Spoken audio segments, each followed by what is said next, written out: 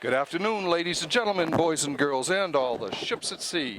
Welcome to today's Walpole Media Corporation, Saturday, September 11th, 2021, season opening broadcast of Walpole High School varsity football.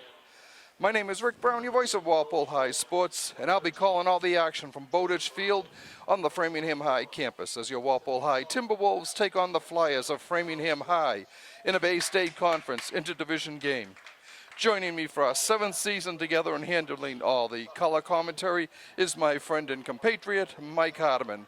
Mike, it's a great feeling to be back at normal football, playing in the fall, the normal gridiron season, and in front of bleachers full of cheering fans for both seed squads. Yeah, it's really fun. I was noticing some of the games last night on Twitter had great crowds. There was some great games, some great scores. Looking forward to the same thing here today. Both teams, I think, have some questions about replacing a lot of lost starters from last year. Framingham has a new coach, so it'll be interesting to see how they've adjusted. Good. As with the start of every season, many questions abound, including returning starters, promising newcomers, even new teams on the schedule. This year will be no different, although it will be, thankfully, a change from the 2020-21 season, which was played in March and April of this year. Walpole had just a 4-game season, finishing at 2-2. The Orange and Blue has 9 returning starters: Tucker Hazel, Will Domino, Dan Bush, John Colleran, Jack Ruhana, TJ Farrell, Matt Florio Souza, Tim Brady, and Andrew Falzone. Junior Corey Kilroy will be the starting quarterback. Playing in his backfield will be running backs Andrew Falzone, who had 2 touchdowns, 59 carries for 307 yards, 4 receptions and 48 yards receiving in the short season.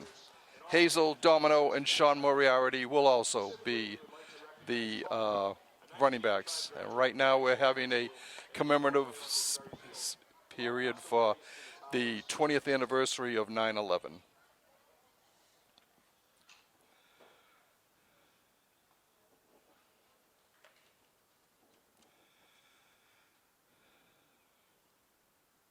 Thank you.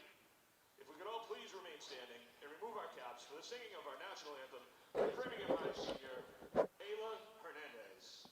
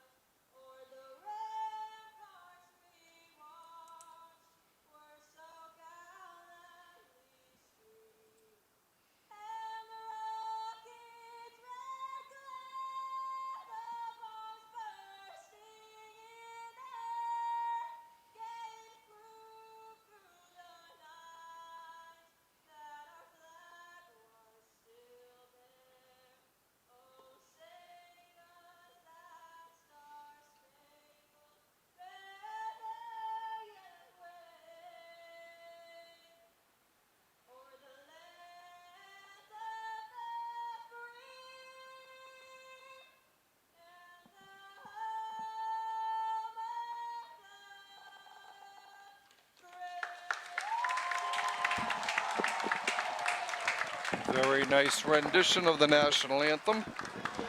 Let's see, we left off with, wideouts for Walpole. This year will include Bush, Farrell, Sean O'Brien, Hazel, Jay McKenzie, and Max Collins. One of the big Timberwolves holes to fill will be that of graduated kicking specialist Harry Butters, who in his 3 years on the varsity towed 63 extra points and 6 field goals for 81 points. Junior Aiden Feeney will do the field goals and PATs, while Kilroy will handle the punts and, I think, the kickoffs. Let's see. Walpole will be going left to right on your screen, and Walpole will be kicking off to begin the game.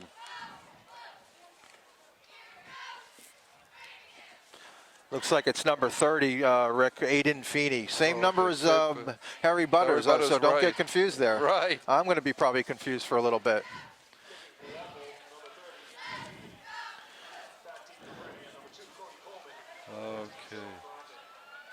So Aiden Feeney is kicking off for Walpole. And he's a lefty too, it looks like. Oh, Just yeah. like Butters. Right. And we are underway here. The ball goes deep down to the 10-yard line. Framingham bringing it back up. Got a hole. He's going down the left sideline. Cuts back. He may go all the way. That was...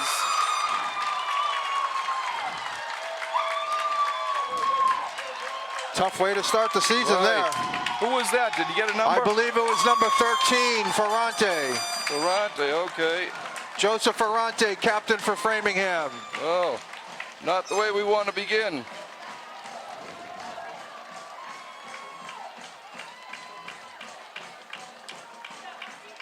Well, it's good to get that out of the way early. Yeah. Shake the cobwebs off. So that's a 90-yard kickoff return.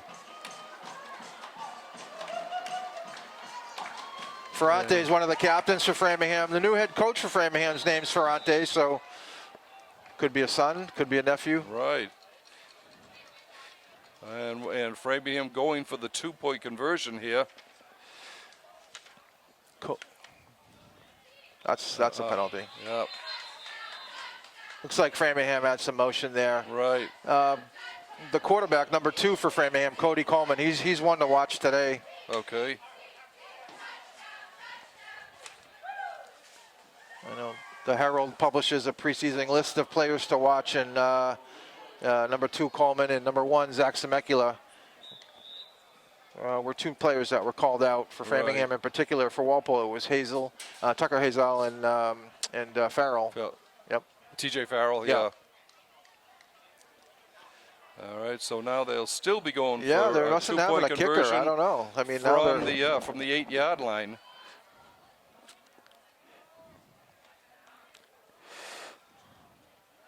he's got him. He got him wide open. So number 1. So that was. Those are the 2 guys that we called out. Coleman to Zemekula. Semekula, sorry.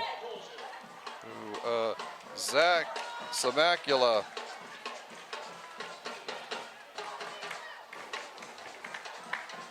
So not quite the way Walpole wanted to begin this game, as the Flyers come out flying.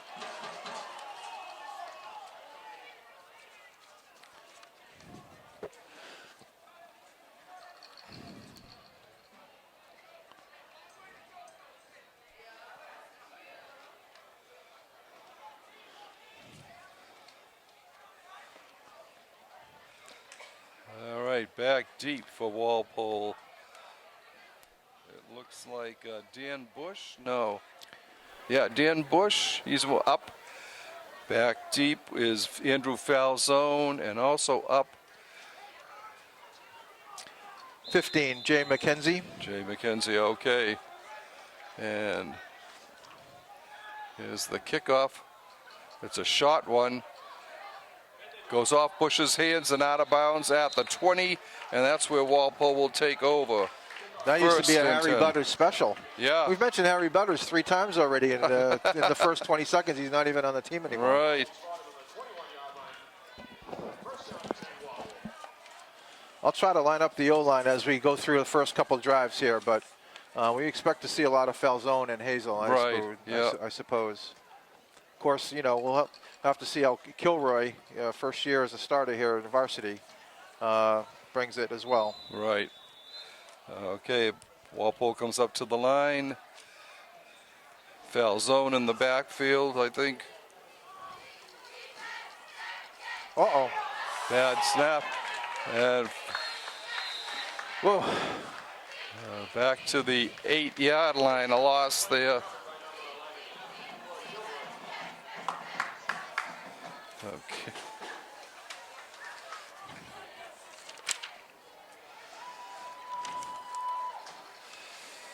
So Kilroy starts out at quarterback, Falzone at halfback as the lone running back. There's 4 wides that I see. Number 4, Max Collins, 22, Tucker Hazel. Big loss of 13 there. 2nd and 23 for Walpole. Kilroy back to pass. He's got an arm. He's going deep. And it's overthrown. It was intended for Collins, but there was double coverage. We might have a holding or roughing the passer here. I don't know which one it is. It's definitely by where Kilroy was. Right. Looks like it's going to be against Walpole the way the O-line's reacting.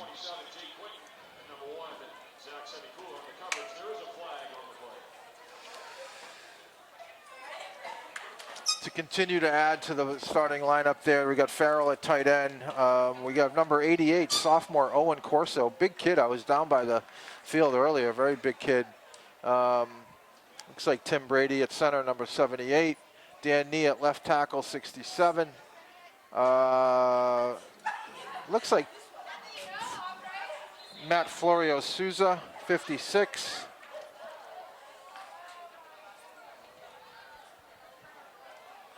Mike Welter at right tackle, junior, 73, and I got one more to get. That penalty was declined.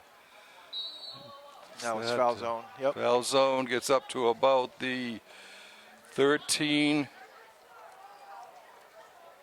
Pickup of 6. And it'll bring up a punting situation, I think. Oh no, they still have it as a 3rd down. Yeah, 3rd down.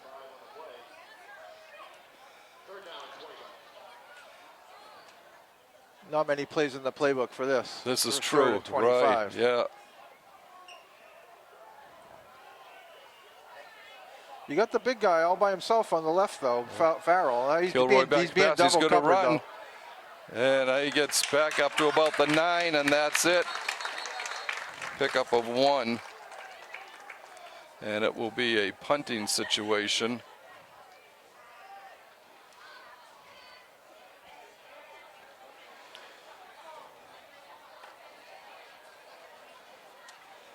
Kilroy sacked by number 78, Chris Nunez. So They don't have their punt team out there. They must know it's a penalty on Framingham. holding defense, yeah. So that might be an automatic first down. You know, it's funny. I was watching Farrell up on the left. He was by himself, but 2 guys were double covering, and they were definitely holding him up. And I'm curious to know if that was where the holding call came from. So it goes back to the 20. It's still 3rd down, though. 3rd down and 1. No, 3rd down 11. Oh, okay. Good call there. Yep. Still, well, it's better than 21. So Yep, that's for sure.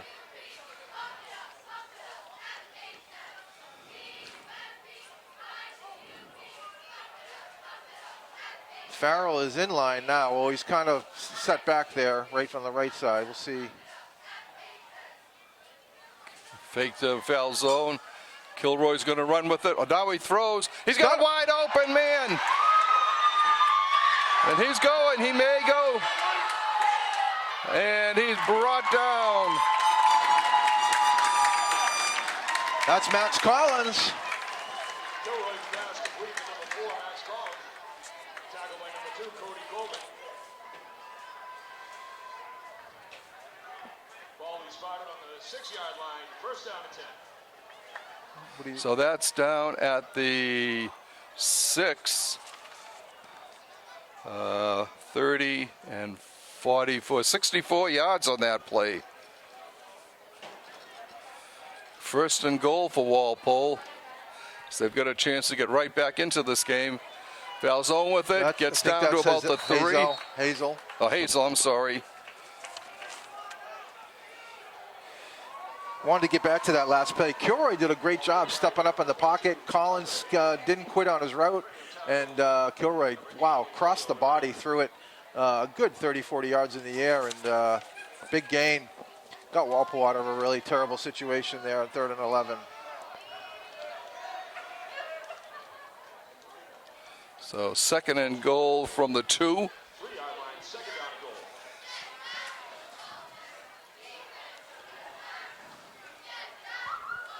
I expect to see foul zone here. There he is. The foul zone cuts in, and he He's is in. Give it to him. All right. Yep. So Andrew Falzone gets Walpole's first tally of the game.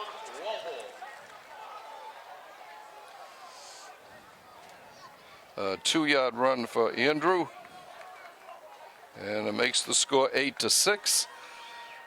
That came at 3 minutes and 56 seconds of the first quarter. Great answer there by Walpole. And hey, Kilroy, give him credit. New quarterback, first start. Really was poised, stepping up in the pocket there, delivering that strike to Collins. Feeney getting ready for the back. The ball, the kick is up. It is good. All right. And Walpole's down by a point. The kick by number 30, Feeney is good. The score, Framingham 8, Walpole 7.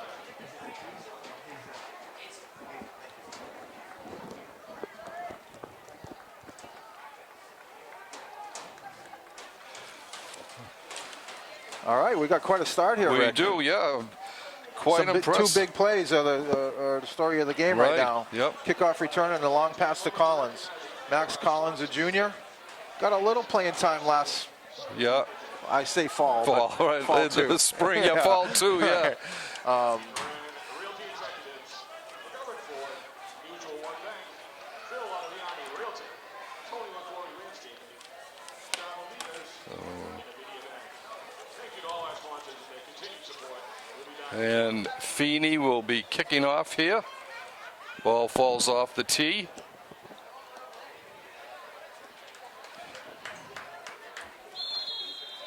And nobody's noticed it yet. There he goes. Now he's noticed it. Team number 2, Cody Coleman, number 13, Joe Ferrante.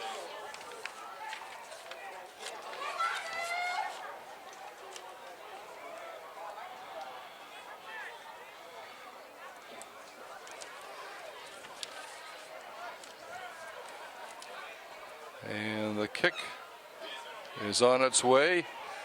Sends him back. Coleman again back at the 6. He's up to the 10 to the 15, cutting toward the near sideline here. And he's brought down at about the 21-yard line. And that's where the Flyers will begin their first drive of the game. Chris Palmer, number 24. I believe 15, Jay McKenzie, both in on the tackle there. Much better coverage, obviously. Good job to the boys. Let's see if the defense can stand up now and get the ball back for them. Right. We'll try to set the defense here over the first series or two. Looks like Will Domino's calling the plays, number 41. I'm really curious to see how he develops this year. He got a lot of PT as a sophomore. Of course, last year there just really wasn't much to go off. I But know. Will handled himself well as a sophomore, contributed even more last year. He's a captain this year. Yeah.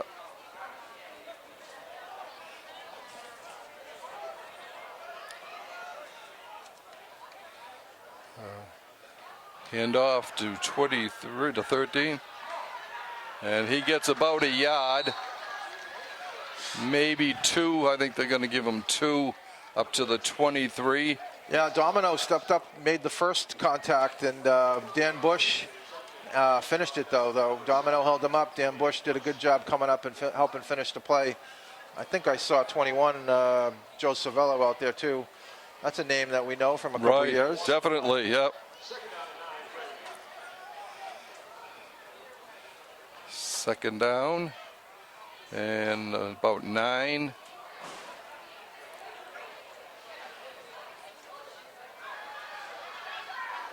Coleman's keeping it, and he will go out of bounds close to the 30.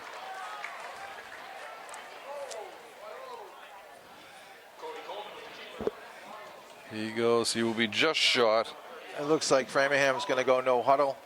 Hot day today. You can see Farrell with his hands in his hips right now. I mean, I'm Right. sure he's just, it's that initial excitement from the game. You probably blow a lot of energy early. Right. It's going to be hard to play both ways today for 12-minute quarters, too. Yeah.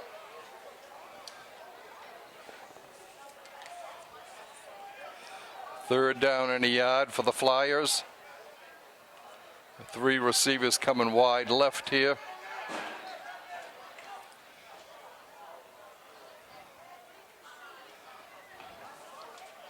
Antonio Rivera.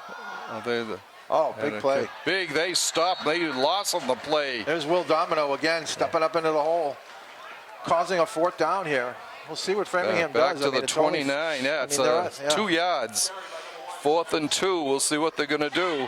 Set in Walpole's D-line. We have Farrell at right end, Tim Brady in it, inside at tackle, Cervello at tackle. On the left side, I believe that's John Colleran at number 31. Looks like they are bringing out the punting team. Yeah. Domino and number 44, Adam McKenzie. I don't know if this is, I don't remember his name, if he played last year or just maybe he just didn't play varsity, but they're both at inside linebacker. Right. Foul zone is deep.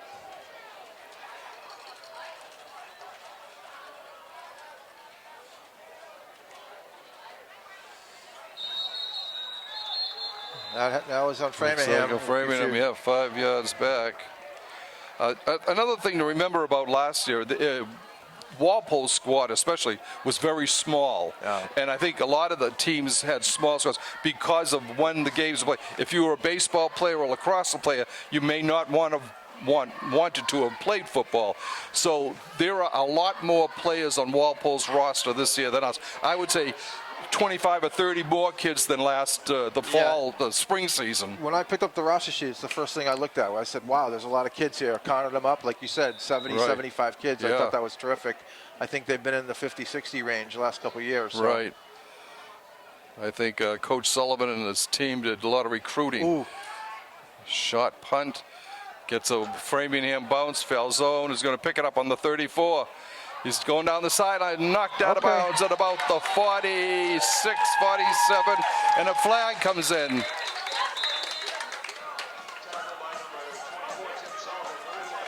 Let's see what the flag is for.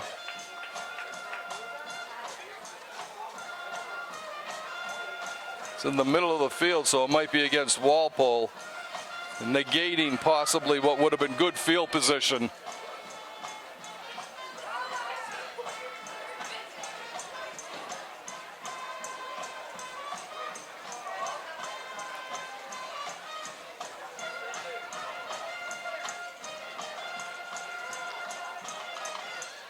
On Framingham. Oh, it is on Framingham. Oh, wait. The other ref is both saying ways. something else. No, I think two of them. Okay. Two of them offsetting penalties. All right. You should only have one ref giving signals at a time. Right. Oh, so they're going to replay the punt. We'll see. Now, Walpole would have gotten it on their own 47. We'll see what happens here.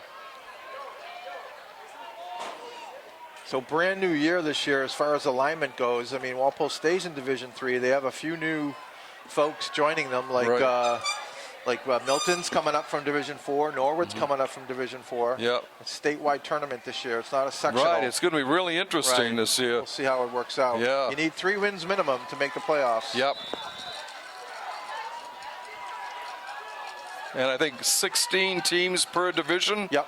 16, yeah. I mean, you could be traveling out to Amherst. I don't know if Amherst is in their division, but there are some Western Mass teams in Division III that I they know. potentially, you have to get there first, but potentially be matched up with. Low snap, the kickoff. Bad kick. Which way? And it gets a Walpole bounce, and it will be down on the 40 of Framingham. And pick up there of 13 yards for Walpole on that penalty. So the Timberwolves come out with great field position here. 5:18 left to go in the first quarter. Framingham on top, 8-7. I love the Walpole helmets with Walpole across the top there in the white. They look really nice. Yeah. Really nice.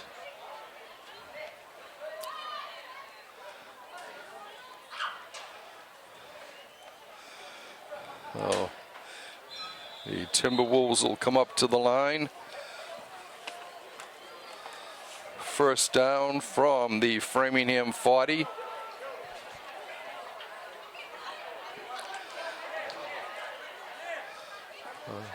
Kilroy going to his right, looks over the middle, complete to TJ Farrell. Yep. To the 34.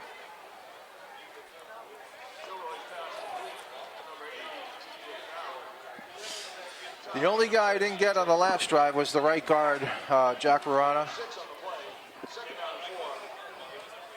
Senior. number 50. I think I got everybody else.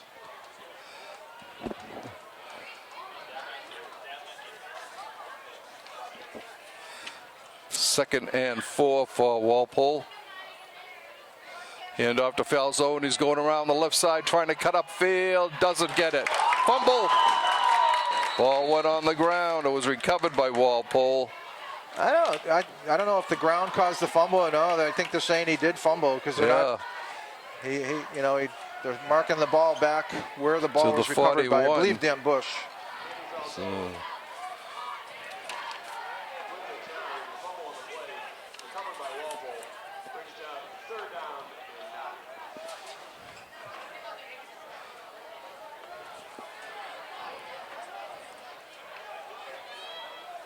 All right, third and 9 for Walpole.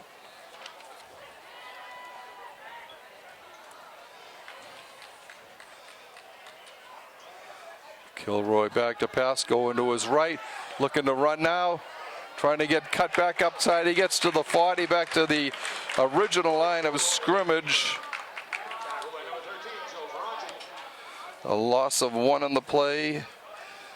And a punting situation, probably 3:26 and counting. Hard to tell it almost looked like he saw nothing immediately or whether it was really designed to be a run. It was hard to tell, but he ended up keeping it, and there just wasn't much there. Yeah, Kilroy did get to play some in the Braintree game, the last game of the year, and he does like to run. Yep. He did pick up several, several good runs, and I know that Coach Sullivan said that he, will run when he gets the opportunity.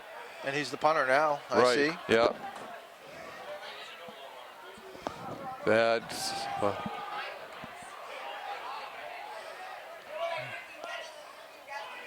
Gets a Walpole roll and will be downed on the 6-yard line. And that's where Framingham will take over on their 6. All right, big opportunity here to keep Framingham pinned in deep. Right. I mean, based on the 2 punts I saw from the Framingham punter, if they can pin him deep here and let that kid punt down, they're going to come out with good field position again.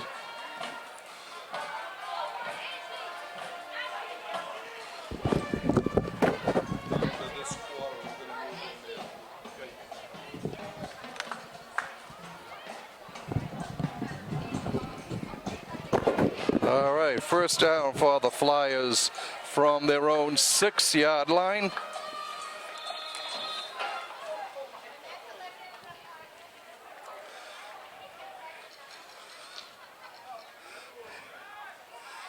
And pickup back up to about the 10. Looks like a pickup of 3.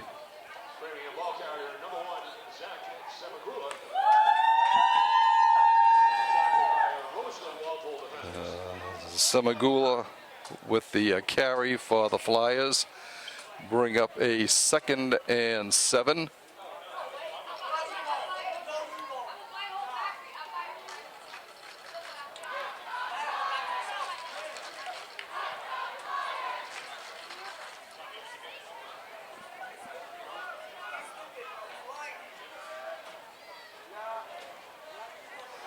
In motion. Handoff to Semagula. He's got the first down up to about the 18, 19-yard line. Pickup of 9 on the play and a first down.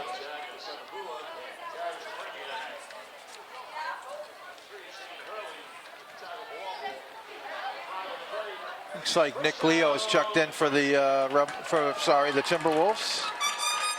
My first game with the new nickname, so sorry about that. Oh, yeah. I still like Blue Thunder. That was my favorite. I'll Blue Thunder every so often out there. And I also didn't get to Shane Hurley last time, too, at left outside linebacker. Okay. Senior. Actually, might be a DB, but looks like he's playing a linebacker spot right now. Falzone and Hazel are deep safeties. 5-yard penalty on Framingham, as it was First down and 15. I think a new Nick Duplessis was lined up off sides.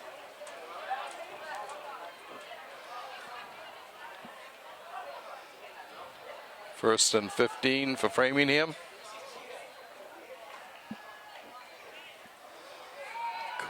Coleman back to pass. He's going to be hit and fumble. Oop, fumble. They got it? There's a big pileup. It's at the 9, wherever it is. Walpole signaling they got it. Let's see who comes up with the ball. Who's at the bottom of that pile? I believe it's Colleran. Colleran got it. All right, John Colleran. Yeah, there must have been good coverage there because Coleman hesitated for 1 second to step up, but that allowed Farrell to get in from the left side, and Colleran also from the right side. Farrell caused the fumble. Colleran did a good job getting underneath those 3 Framingham kids, and ball. Yep. He wrestled it away. So Walpole will get it first and goal from the 9-yard line. John Colleran coming up big, and I got to give a plug here. John lives 2 houses away from me. There you go. Good lad. I've seen him grow up.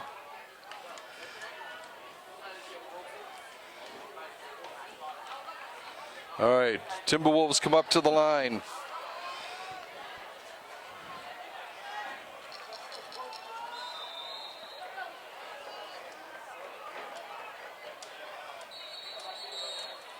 What is the penalty Another now? penalty. It's on Framingham again, it looks like.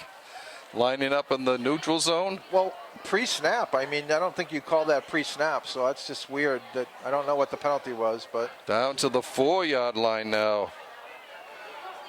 So first and goal from the 4. They must have somebody that's way up off the line. First down from the 4 for Walpole. I mean, it's foul zone to the right here. Yep. Foul zone gets to the He got a face 2. mask. Got his helmet pulled off. Yeah. They're going to mark it at the 2. A pickup of 2.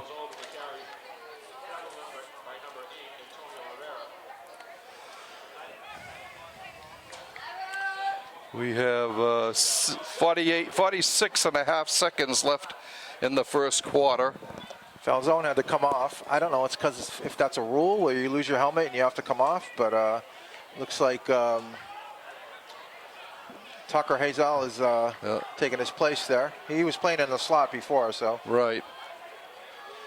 Second down for Walpole. Kilroy's going to keep it, and He's in. And he loses his helmet too. I think they're going to mark a shot. I saw the ref on the top of the field. No, it's a flag he threw. Oh, okay.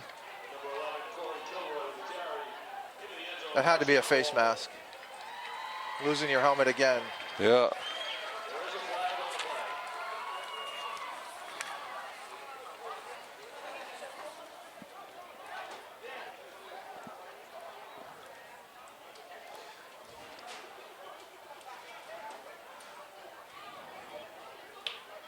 They haven't put the score up on the board yet there.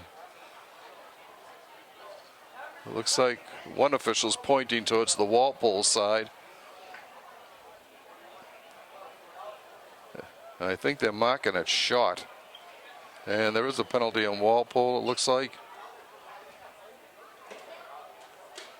Colt Sullivan wants an explanation. Right.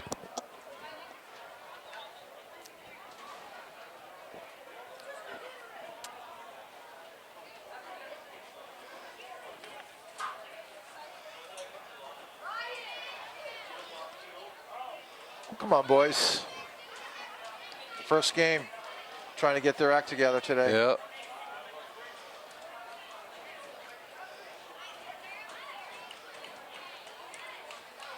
I'll say, I don't know. Face mask on Walpole.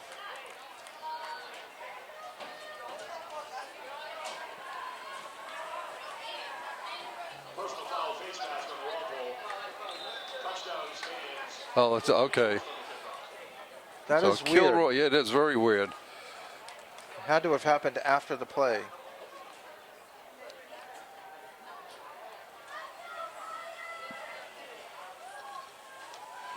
Kick is up, and it is good.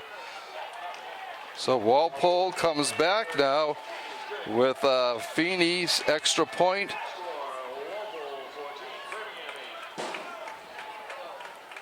With Walpole going up 14-8. Let's see, the time of that was 11 minutes, 39 seconds. So Walpole, after giving up a touchdown on the opening kickoff, a 90-yard return, has come back to score twice with their defense, really playing a big part in this. Covered fumble and just stuffing Framingham at every turn, basically. So far, yep, just the one big play in the kickoff. I would say the first 3 plays were not how they want drawn up, but ever since then they've rebounded nicely. Right. The kickoff return, the 2-point conversion, and the snap over the head of the quarterback. Yep. But ever since then, it's been all Walpole. Feeney getting ready. Feeney starting his career as a kicker, 2 for 2. Yep. He's making the number 30 proud. Right.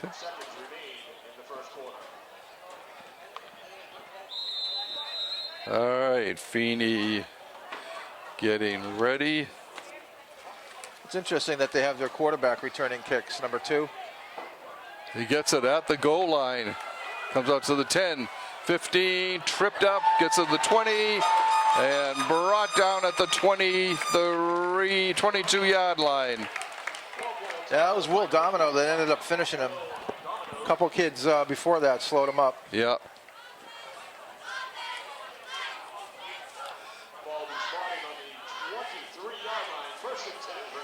23 is where they're going to mark it. 1st and 10. We've got 11 and a half seconds left in this quarter.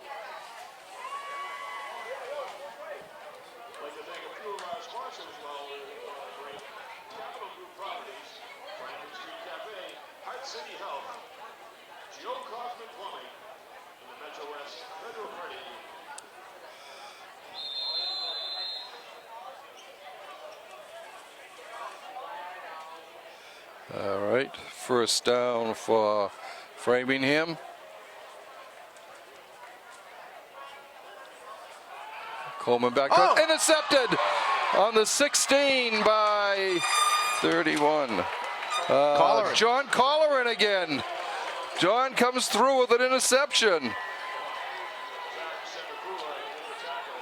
I know Coleman would want that one back, but hey, Colleran stayed home on that one. He did. They were Brings it running back. everything to the right to kind of to get Walpole moving in that direction. It was a screen to the other side, but Colleran was right there, and D. Lyman showing the hands. Yeah, a return of 7 yards, I think, back. So Walpole will get once again 1st and goal from the 9. I hope Amy and Bill were at this game to see their son stand out, have a standout first quarter. 4.9 seconds left in this first getaway frame. Walpole coming up to the line.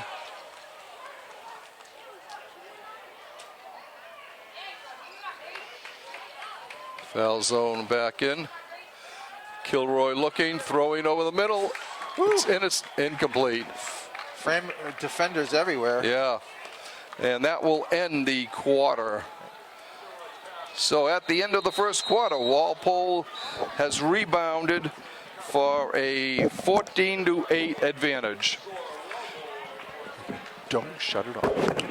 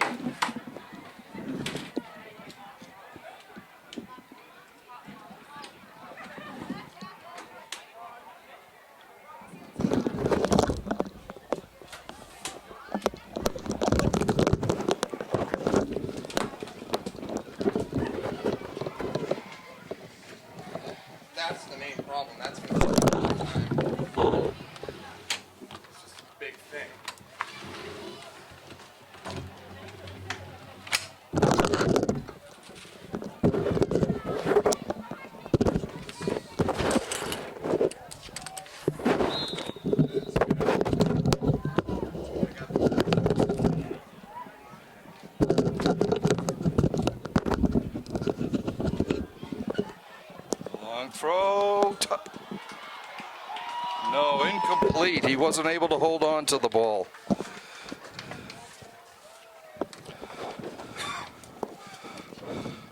That was a pass to Bush, and he dropped it as he went to the ground.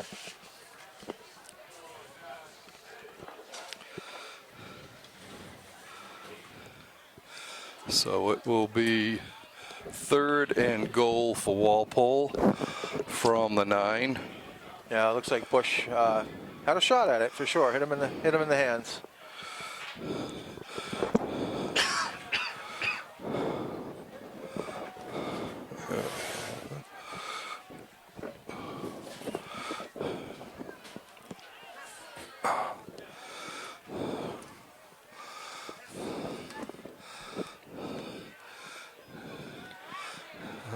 Flip to, oh,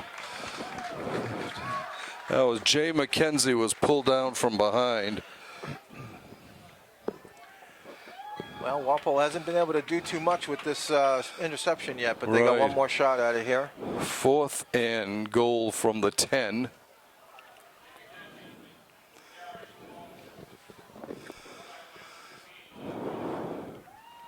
They got the big boys on the outside. Corso, who's a sophomore, very tall. They've got Farrell. Yeah. This almost seems like it could be a good jump ball situation.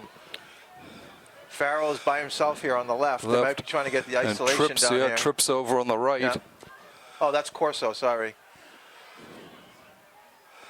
Kilroy looking, rolling to his right, pass it in the end zone, touchdown. Yeah, great play. That was a Hazel, I think. Yeah, Tucker Hazel. It was.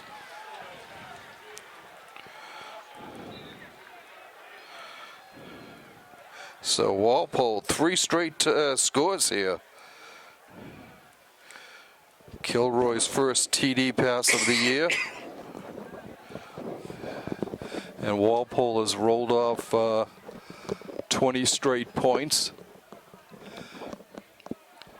Feeney will probably be attempting the extra point here. So they went the opposite. They went to, I was thinking ISO on one side, but they actually went trips the other side, like you mentioned, and just confused the Framingham D with some crossing patterns there. Right. Hazel was open on the flat. Kilroy did a good job of getting it there.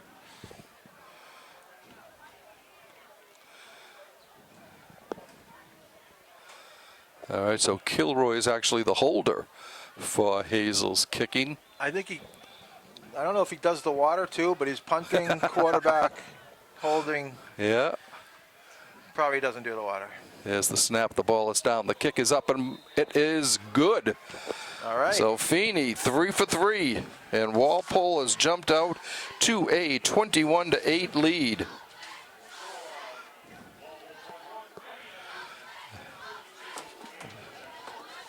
Just 8 seconds into the second quarter.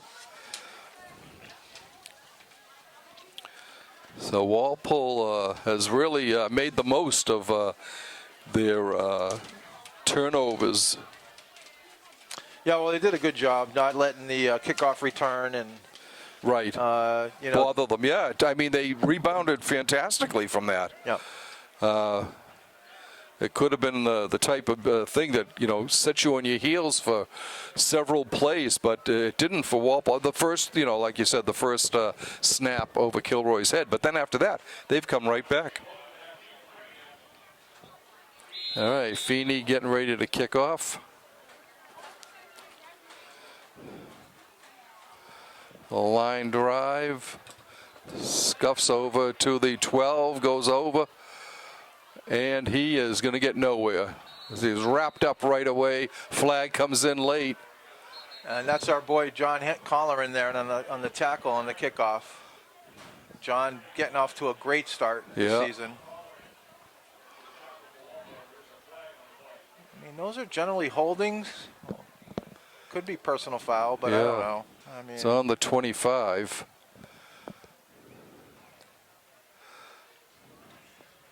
We could be here till 6 o'clock if they talk about every penalty this long. I certainly hope not.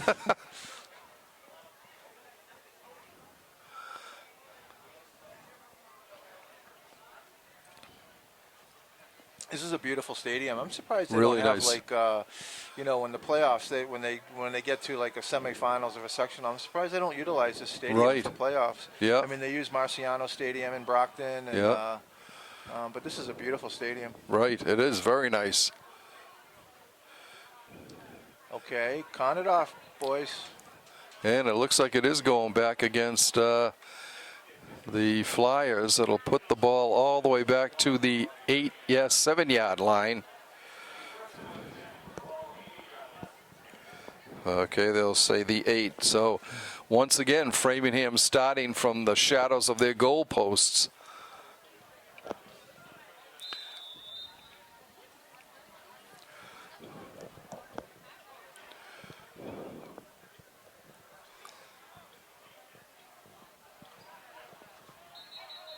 Oh my goodness. And another flag. Procedure on Framingham. You can see the Framingham kids getting a little. I don't blame them, to be honest with you. Getting a little upset. I mean, come on, boys. So that'll Just let be them play. half I the don't know if it distance, I was think. Super egregious there. Goes back to the 4-yard line now. First down from the 4.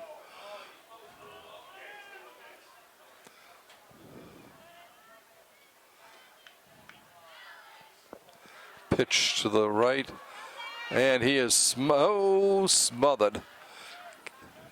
He gets to the back. He's lost back to the 2, it looks like. Yeah, Domino getting in there first again. 3. Really, he's been getting to the ball quickly today. I was really looking forward to watching him. Like I said, he's been playing since he was a sophomore, so doing a great job. He didn't finish the tackle.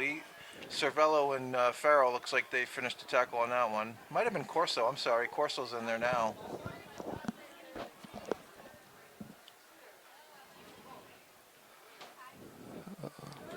Second down and about 15 or 16.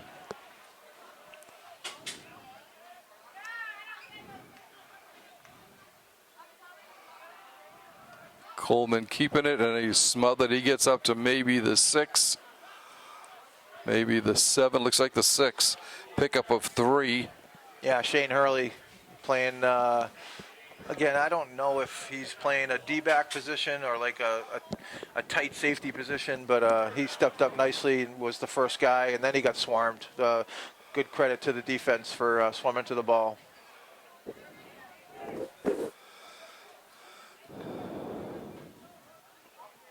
Yeah, Hurley does look like he's playing a linebacker spot. So Yeah.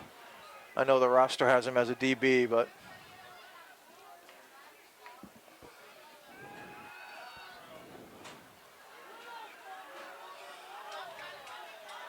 oh boy. Goes back. Throws incomplete. And a flag in the end zone. It looks like a blind hit. Cervello got hit pretty good, I think, by a backside hit. Tough kid, he popped right up. Yeah. He doesn't look that big to be a defensive tackle, that's for sure. Right. Oh, come on, boys. You got to discuss this one more time here. Wow.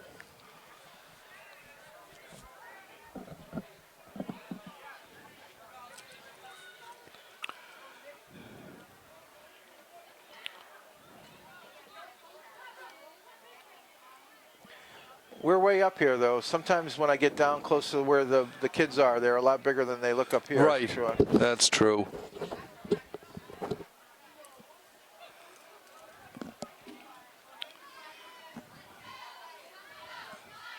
All right, we'll see what the call is here.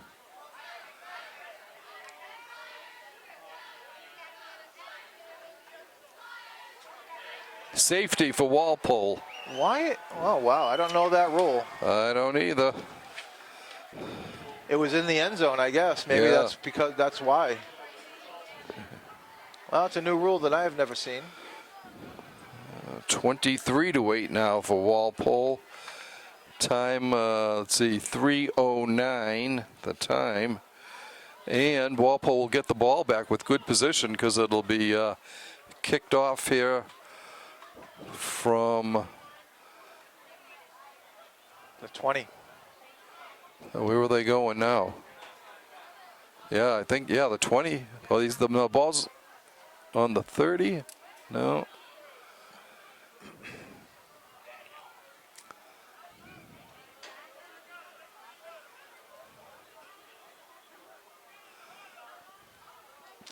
Let's hope our field cameraman got a good shot Right. at that penalty for Yeah. the replay.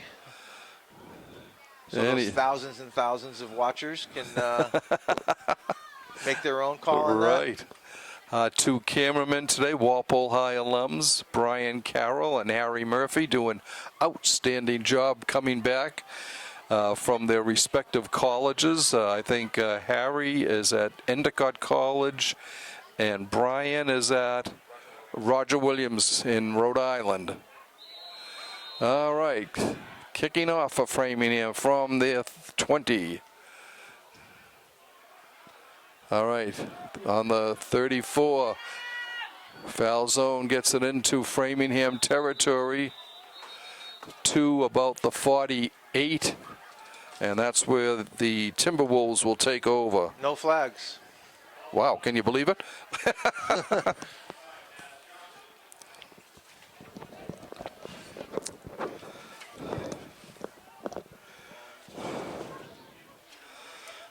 Boy, Walpole on that left side of the line has two big boys, Dan Nee and number 56, Mark Florio Souza. Yeah. I mean, I think I would expect them to be, that's where they're going to be going more often than not. Both seniors, or is Dan Nee a senior? He Kilroy is. back to pass, looking on the right. Fires complete to Collins. And it looks like he's close to a first down.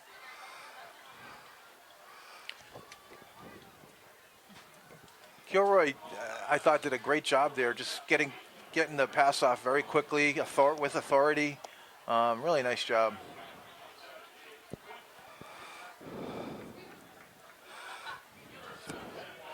Pickup of 11 and another first down for Walpole. Now at the 37 of the Flyers. Foul zone with the handoff. He goes off the right side. He's got a first down. And inside the 25, I think, it looks like he's going to be marked right at the, they're going to put him at the 26. I mean, when you get a lead like this, this is when the running game starts to become more important, to run the clock. Falzone's big, strong kid. Broke out last spring with a 200-yard game against, I believe it was Newton North. I think so, yeah. Here he is again. Falzone again. Gets it, pushes his way inside the 20, rolled over people. Looks like they're going to mark him at about the, right on the 20.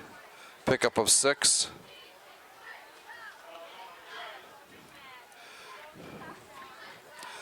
Second down and 4 for the orange and blue.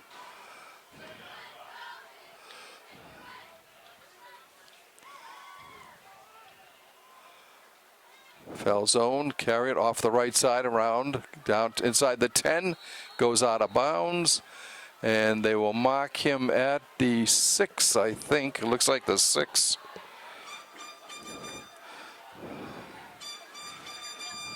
And another first and goal for the Timberwolves.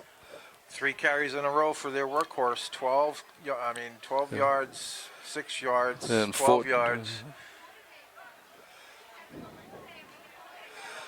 We're on the 8-yard line now, is where they moved it back to.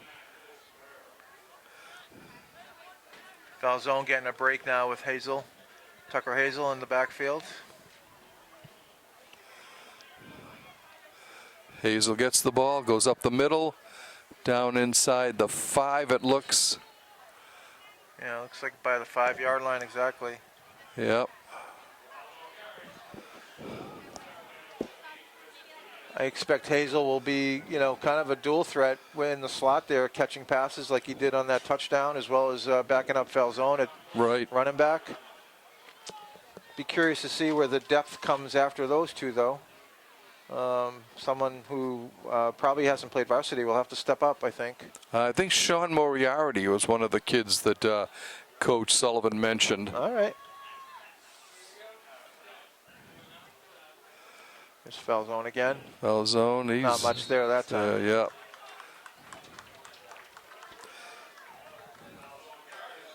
He gets just back to the line of scrimmage. So it'll be 3rd and goal from the 5.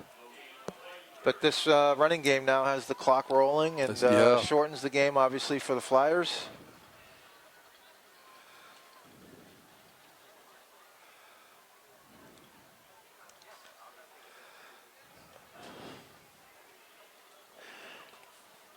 I noticed Farrell hasn't been out there on this drive. He's getting a blow. He's getting a rest. Right.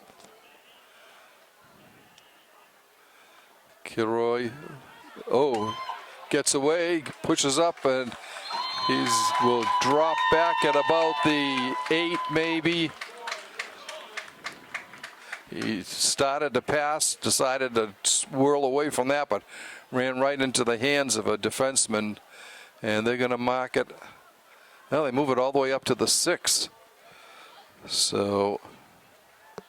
Not a great play for Walpole, but give Kilroy credit. He was, he held on to the ball. He protected the ball. He actually broke free for a few extra yards. Yeah. But, yeah, because it looked like he was going to be hit and drop back at the 10. Right. He was like kind of cocked. His arm was cocked to throw the ball, and he had to tuck it down. And that's when you see those fumbles happen. So. Right. Yeah. 4th down. I mean, I don't know, man. The kicker, 30 there, Feeney's been doing a good job.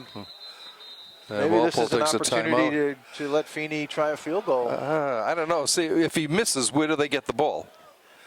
Oh, only back at the 15-yard line. I mean, it's but you could move them into the 3 or the 2. If they stop them, I would go for the run. You've got a 15-point lead now. Well, I don't see any evidence that they're going to kick. So. Yeah. But Feeney's done a great job so far with the extra points. 3 extra points, some deep kickoffs.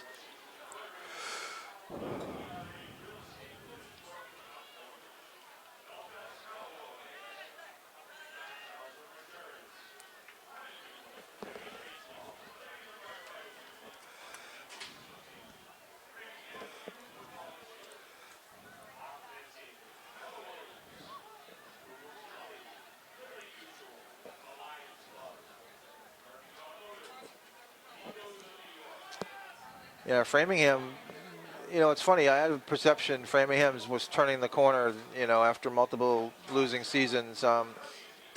They did lose their coach to BC High, a guy named Ed Manty, who I thought was bringing. Framingham beat Natick on Thanksgiving a couple years ago. Yeah. They went 6-6, and they went 5-7, 2-2 last year during the shortened season. But then unfortunately they lose their coach 2 months before football starts to BC High.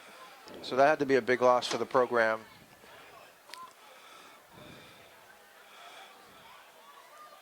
I didn't live in Walpole at the time, but I know Walpole and one of the Framingham North or South schools was their Thanksgiving rival back then. Right, yeah.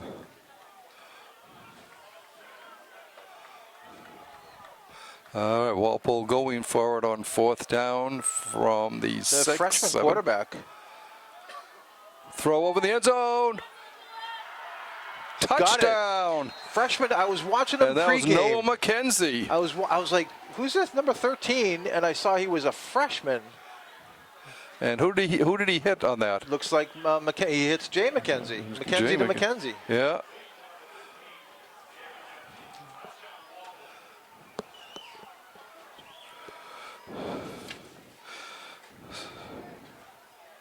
Wow, that's got to be a thrill for him, for the freshman quarterback. Yeah. I only did a double take because he looks like he's like 6'2", 6'3". I was like, wow, who's that kid? And then when I looked at the roster and saw freshmen, I was like, oh boy. Walpole doesn't dress freshmen, football especially. Last year, I think, was the first time I remember seeing a freshman there. They usually let their freshmen just play freshman football. Right. And Aiden's kick is through. All right. So I'd say the Blue Thunder is rebelling against the Flyers out there on the Bowditch Field. A little thunder and lightning. Yeah. So Walpole jumps out here now to a, let's see, a 31, 30-8 lead. Time of that was at 7 minutes and 4 seconds of the second quarter, as Walpole has rolled off 30 straight points after Framingham scored a 90, an electrifying 90-yard kickoff return on the opening play of the game. Walpole was certainly not scared or deterred at all by that. No, they did a good job of turning the page, and that's kind of an understatement with the score being 30-8. Right. They turned the page, and I don't want to say they finished the book, but they've gone through a few chapters for sure. They certainly have.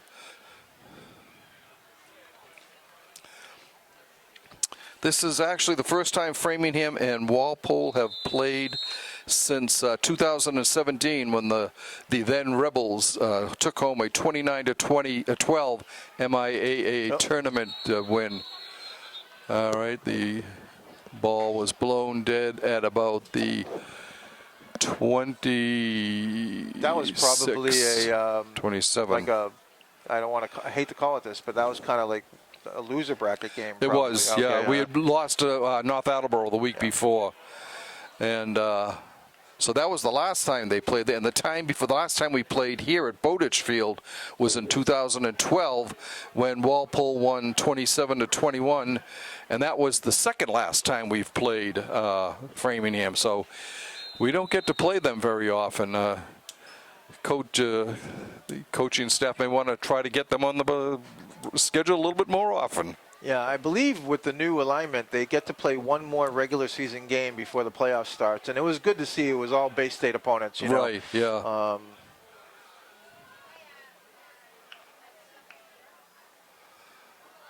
And off, going nowhere. Domino and Cervello. Double O.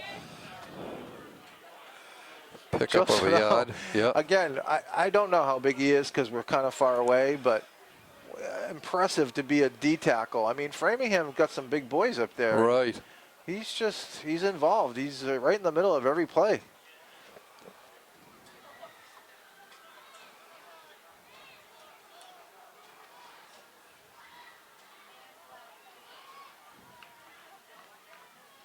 Oh, penalty.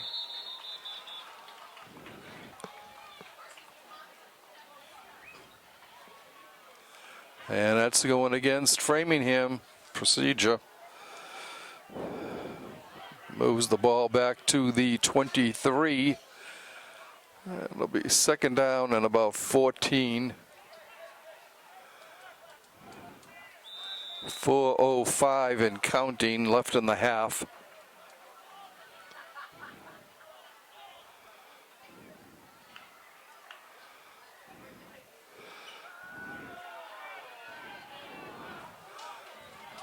Going deep downfield.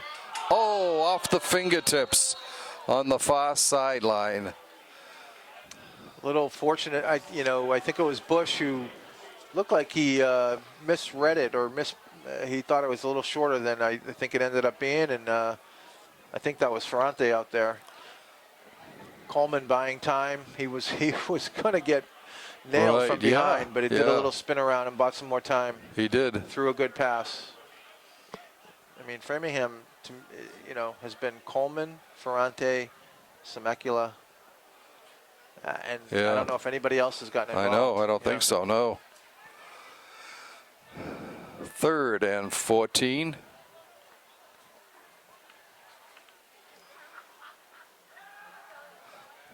Throws incomplete. Bring up a punting situation. TJ Farrell and Corso, the two bookends there. I mean, both look like 6'4", 6'5". Just putting a lot of pressure on. Right. Farrell's been in the backfield all game.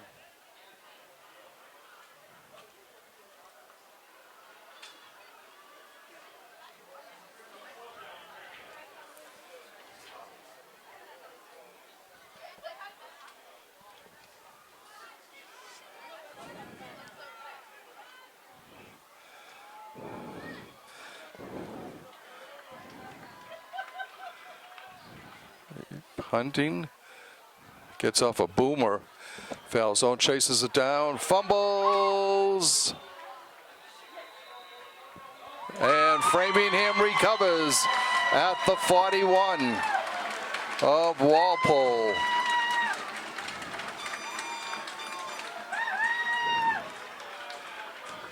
So Walpole, little fumble there on the kickoff. It was fading away from foul zone. He was heading towards the Walpole sideline and listen, he's couldn't a playmaker. quite handle it. He wants to make plays, but yeah, sometimes, you know, that's a tough catch on the run there, especially on a punt. Yep. It's not like it's a pass. You know, a punt has a different spin to it. And it was a good punt, too. Yeah, it was. All right, Framingham with their actually first chance here on the field.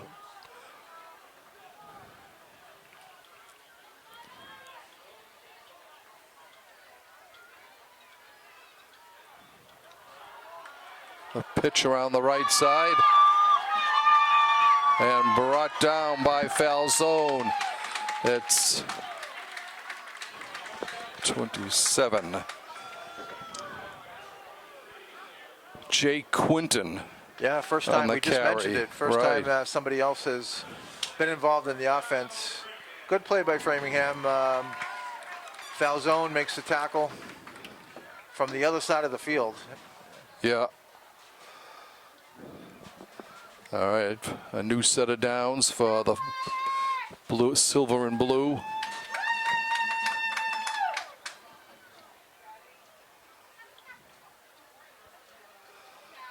Coleman back to pass, being chased, has time, gets out of it, and a nice shoe tip tackle there. Collarin and Corso. Yeah. But you have to give the credit there to Florio Souza, who flushed him out of the pocket and allowed the Collarin and I'm sorry, and Corso to be there to finish the job. It's hard. I tell you, Coleman. It's the first guy. He doesn't let the first guy get him. Very elusive. Right. I'm seeing what the discussion is now. I didn't see any flags there. No. Okay. So it'll be second down and about 17 for the Flyers at the Walpole 37.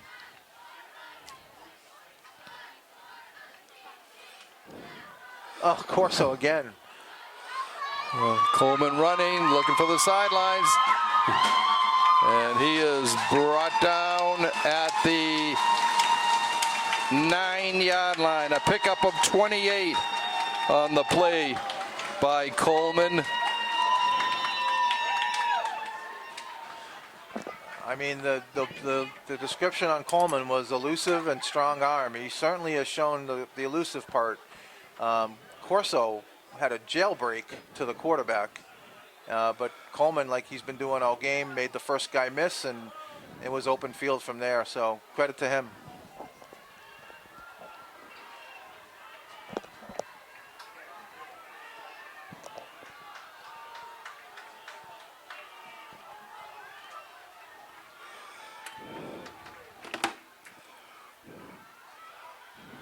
Coleman is smothered this time, dropped back at the 15. Looked like he was trying that same play there. You know, that might have been Farrell last play, because that was Farrell there. Yeah. That flushed him out. Farrell is just in that backfield within seconds. Right. But he forced Coleman to step up again. You know, that when he have to step up in the pocket to avoid that sack, those inside guys can finish off the play. Right. And we're inside of a minute here in the first half.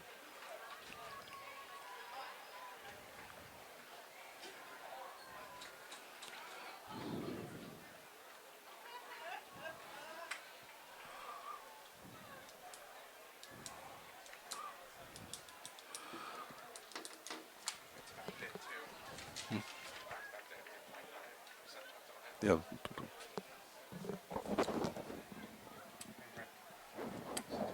That kid is in the moving. I told him to stay on the Walpole side. I don't care about, if they score. I just like to close up. We've got it from up here. I just like to close up. So the teams.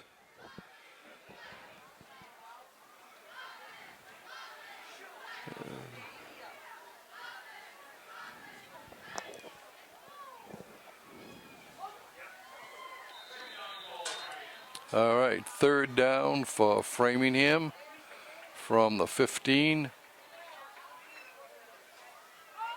Coleman back to pass, Holding. looking over the middle. Touchdown.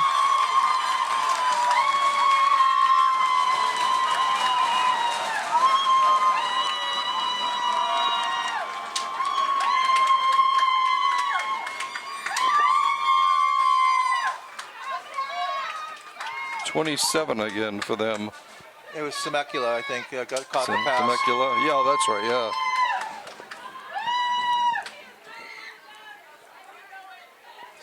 Semecula. I tell you, if TJ Farrell got held it was egregious. I mean, you could see how upset he was. Yeah. But he got held, and Coach Sullivan was also a little upset. And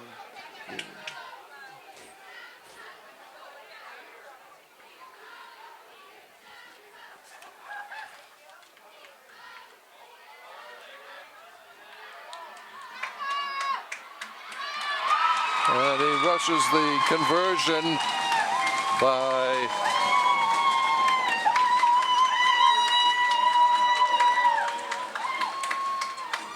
Varsity.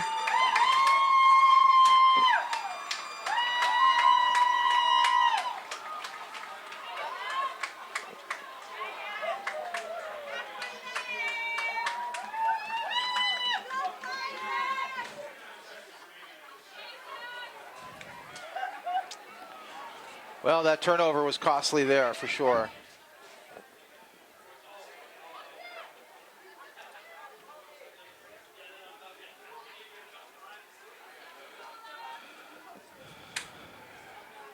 Walpole has a 30-16 lead now.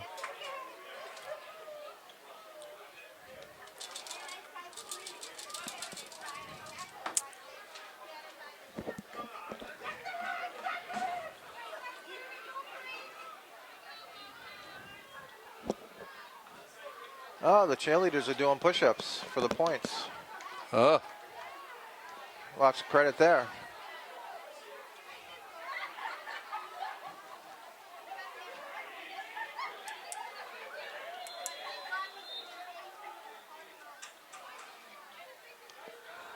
a shot kick. It's taken by Bush on the 25. He gets up to the 30, 32-yard line, and that's where the Timberwolves will start on the Walpole 32. Now we'll see what Walpole does here. They're getting the ball coming out in the second half. Maybe they just they accept, putting 30 up on Framingham in the first and start all over. But maybe they run one play to see what happens and make a call from there. 43 seconds, just under 43 seconds to go in the half.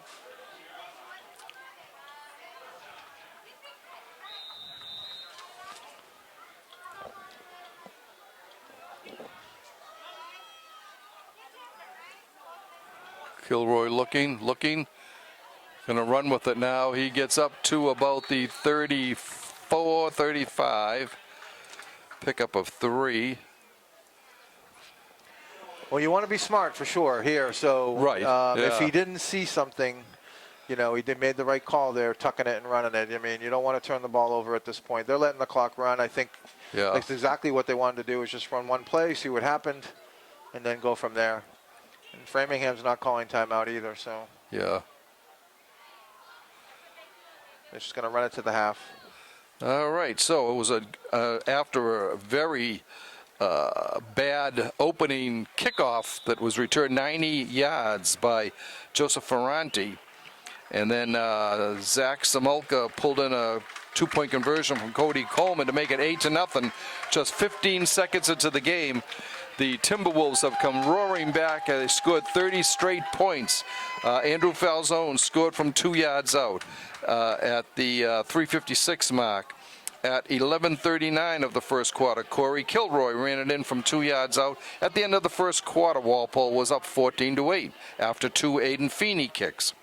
Then at just 8 seconds into the second quarter, Tucker Hazel pulled in a 10-yard pass from Kilroy. Walpole was at 3:09. Walpole was awarded a safety, and then Jay McKenzie caught a 6-yard pass from Noah McKenzie. At the 7:04 mark, Feeney kicked 2 more extra points, and then Walpole had their 30 points. Zach Samolka pulled in a 15-yard pass from Cody Coleman at 11:11 of the half, and that's the way we stand now. The 2 teams are taking a break. We'll do the same. We'll be back shortly with second half action. Welcome back to Bowditch Field in Framingham as we get ready for this sun-splashed second half of the initial game of the season for both the Framingham Flyers and the Walpole Timberwolves, with the orange and blue on top, 30-16. As we said at the close of the first half, it was a rough start for Walpole when the opening kickoff was returned 90 yards by Joseph Ferrante for the host team for a touchdown. Zach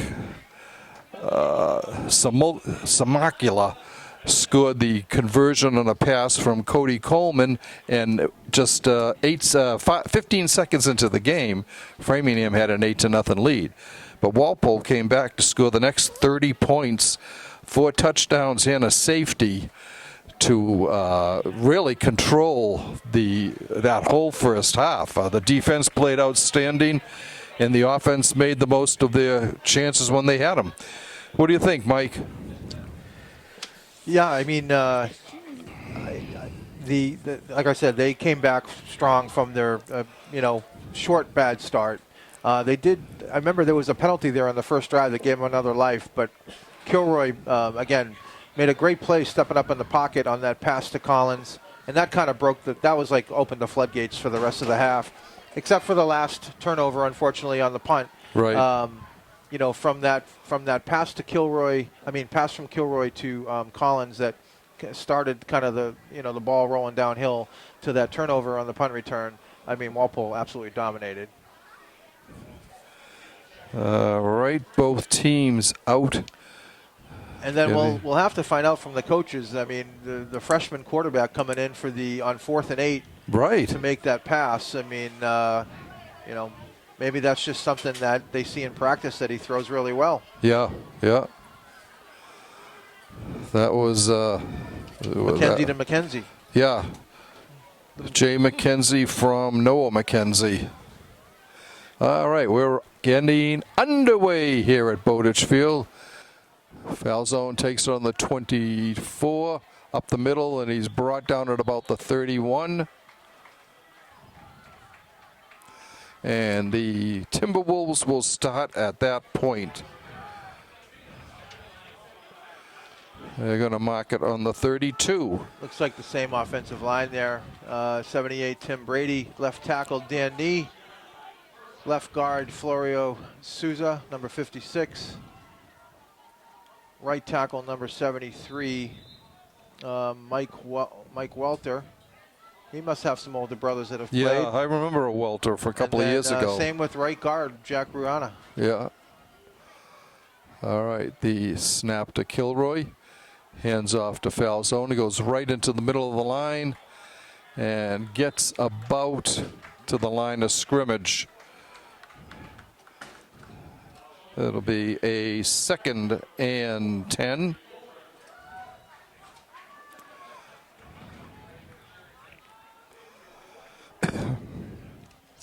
We got Corso, Dan Bush, Tucker Hazel, and Max Collins as the wideouts. Kilroy, of course, at quarterback.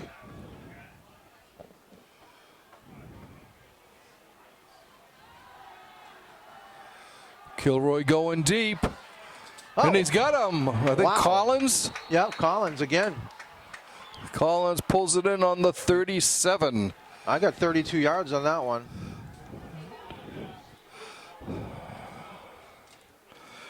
Uh, 13 and 18.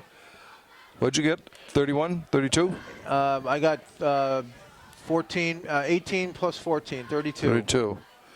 All right. What a pass by Kilroy, It was, right on yeah. the money. Yeah. And Collins, too, both sides of it. He went up and got it right at the right time because the coverage was pretty close. Right. Yeah. Foul zone is going to be stopped in the backfield. Drop back to the 40. A loss of 3. Bring up a 2nd and 13 for the Timberwolves.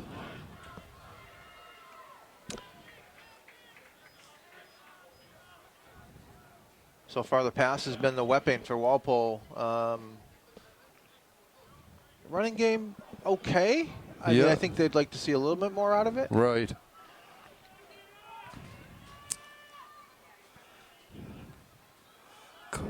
Kilroy back to pass. He's going deep again. He's got Collins. Oh, in and out of his, off the chest. Let's see, that wasn't Collins. It was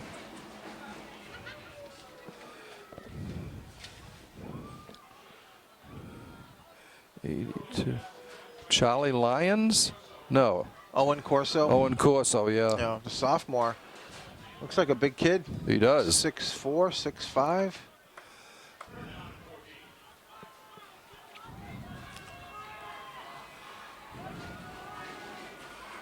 Third down and 14 for Walpole.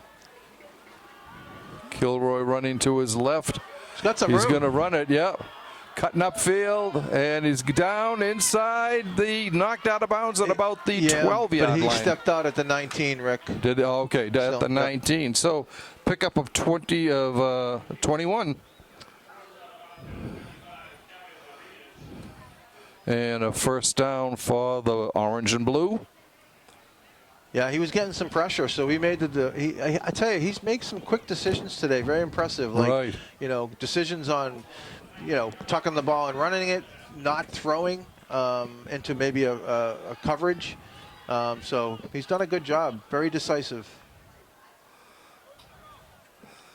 All right, TJ Farrell comes in. Dan Bush goes out. Farrell split to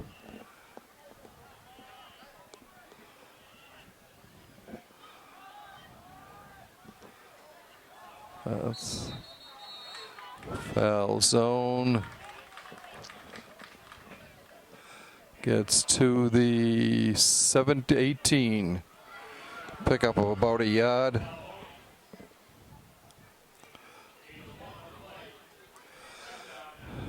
Second and 9. 9 minutes and 30 seconds to go in this third quarter.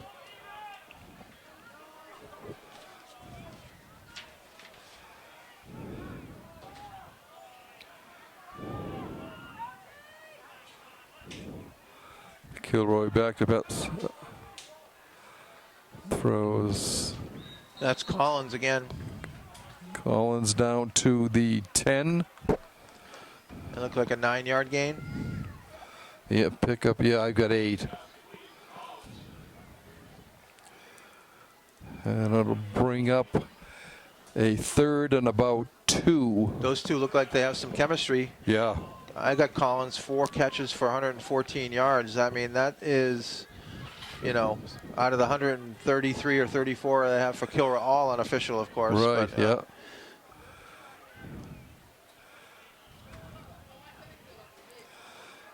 Foul zone, big hole, gets the first down. He's inside the 5 to about the 4. Pickup of 6 and another first down. First and goal for Walpole from about the 4-yard line.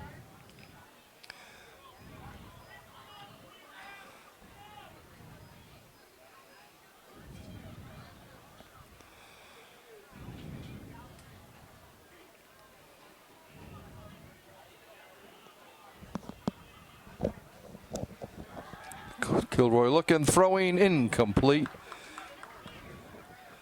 He was looking for Collins.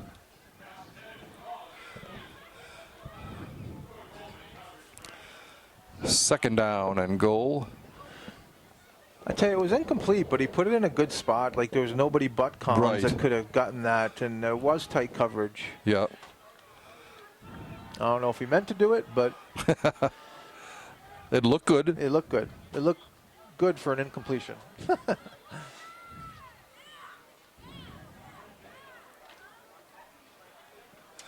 All right. Timberwolves come up to the line.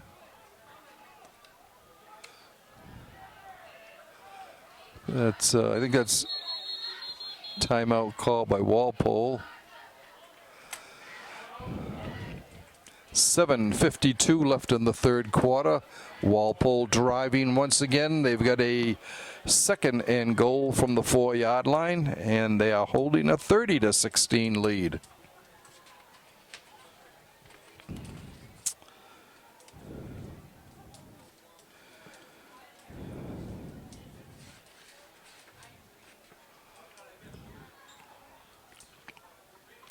Framingham was 2-2 in the abbreviated season in the springtime, 2-1 in the carry division. Their last full season saw them finish third in the carry, 5-7 overall, 3-3 in the division. Walpole, on the other hand, was 2-2 in the short season and 5-6 in the last full-time season, 3-2 and in second place in the Herget.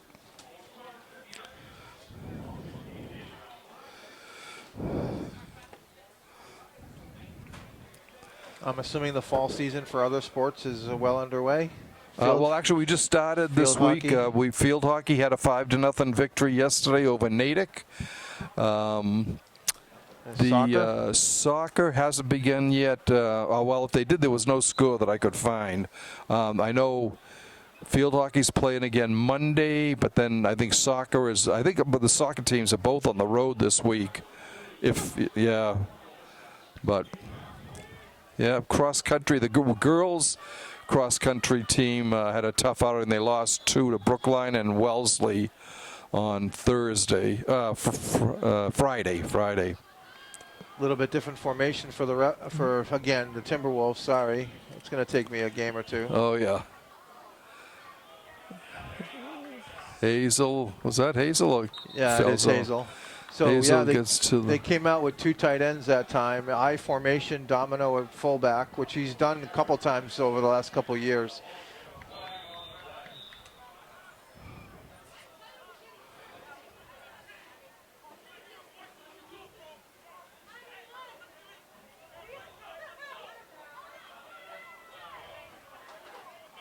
Sportsmanlike on Walpole. It's offsetting. Oh, So they're going to replay the down. replay the down. Okay.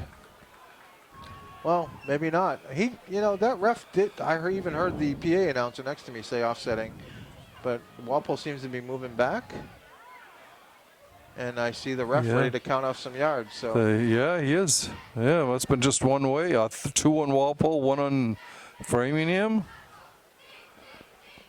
Comes all the way back out to the 19. So it was a 15-yarder.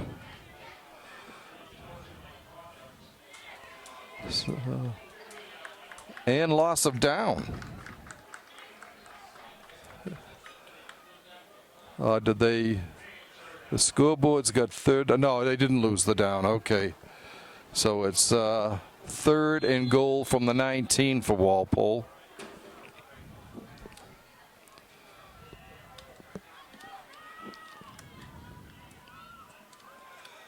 Kilroy back, looking to his right, firing, picked off, and driven out of bounds.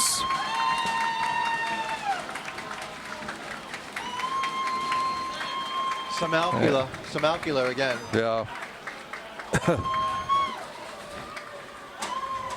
Samacula, I mean, he had that one and said he just cut right in front of the receiver and had picked up they said he went out of bounds at about the 12, so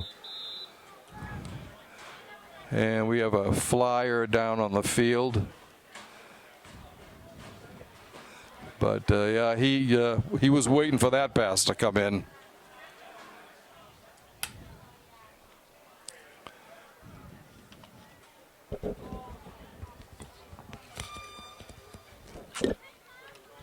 .7:14 left in the third quarter.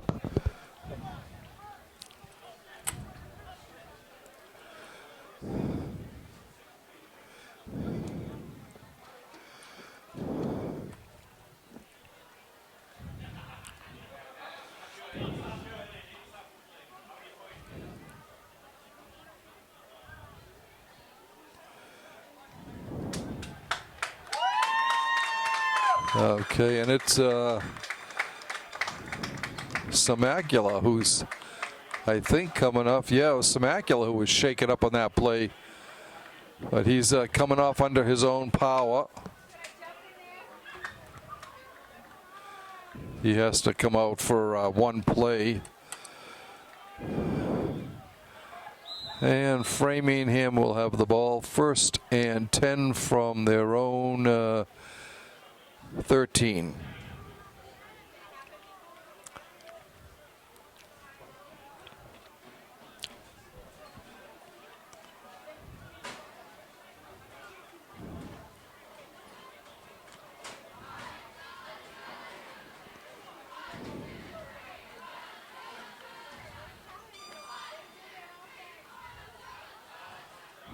And not much of a gain there. Looked like the running back ran into one of his linemen there. No slight gain of a half a yard there. 2nd down and 9.5 yards to go.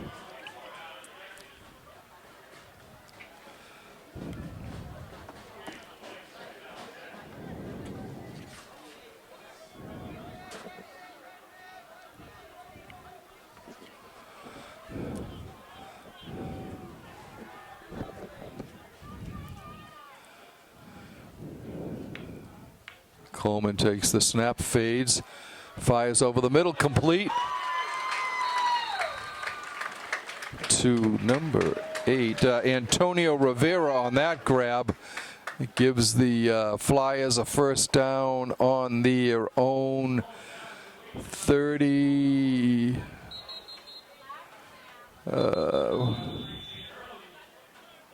To 29 yards. I think that's Falzone. That's down. Hopefully nothing too bad.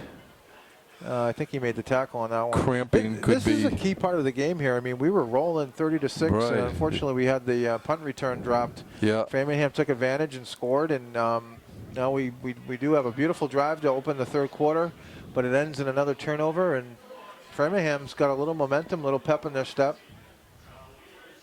Just picked up another 1st down.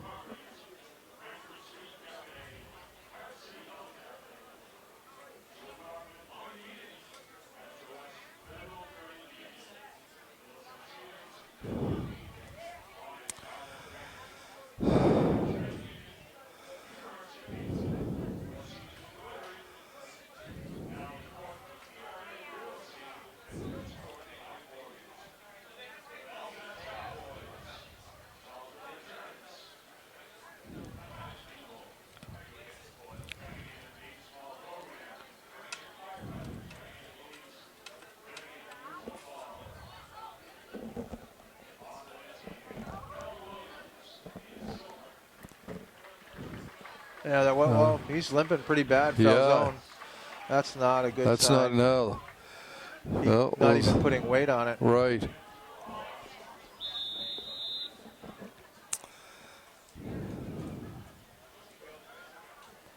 Max Collins comes in at the safety spot where Falzone was playing.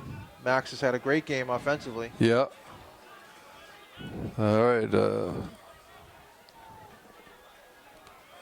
1st down and 10 for Framingham on their 29.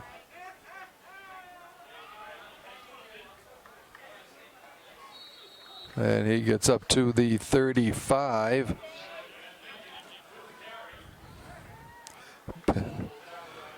Pickup of 6 on the play. Actually, yeah, that was Souza on the tackle. Yeah. Someone else was getting up gingerly on that play too. I tell you, these 12-minute quarters, playing both ways, warm day. Yeah, and it's hot out there too. Yep.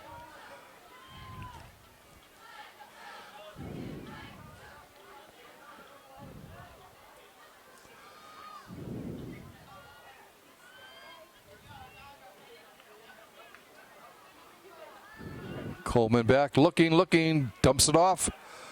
Got a flag coming in late. That might be a block, holding. Coleman's been running for his life. He's Yeah. really good, though, at eluding that first guy. Farrell's just been a force getting in the backfield. Right. They're talking to the Framingham players.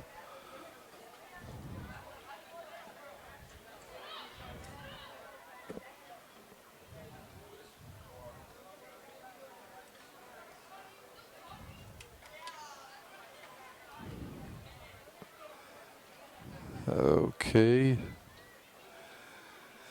We'll see what the call is here. Flag is on holding. Offense. Okay, so that'll move it back 10 to about the 20. Yeah, back to the 20-yard line.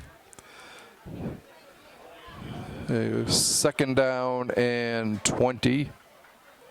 Second down and about 19.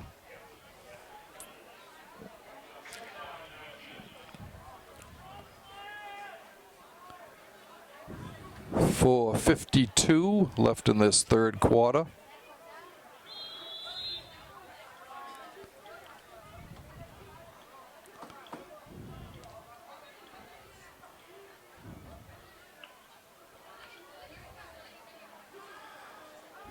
Coleman, oh, and the flag does come in. Just a little too soon on the hit there. Yeah, that was Collins, who's just come in for Falzone. Yeah. Yeah, you know, when it happened, I thought, okay, did he get there right on time? Oh, look at Falzone. He couldn't even put weight on his ankle. He's back in the game. Huh.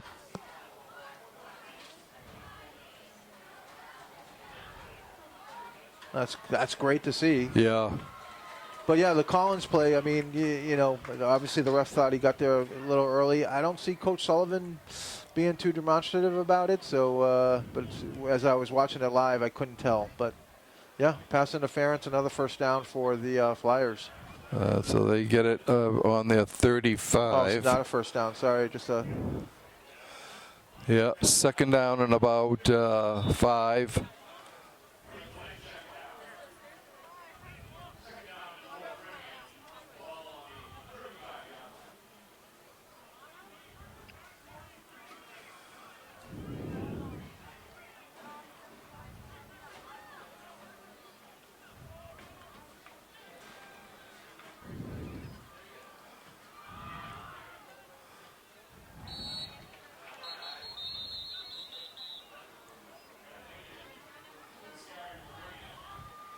Ball carried, a pickup of about 2. Yeah. And a flag.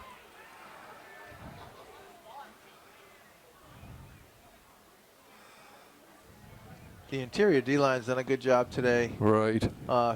Stuffing those runs. On that play, it was Tim Brady.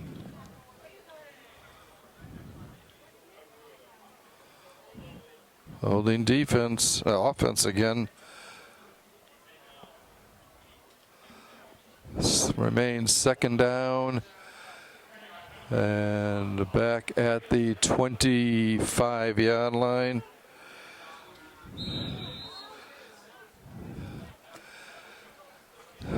Second down and about 14 for Framingham.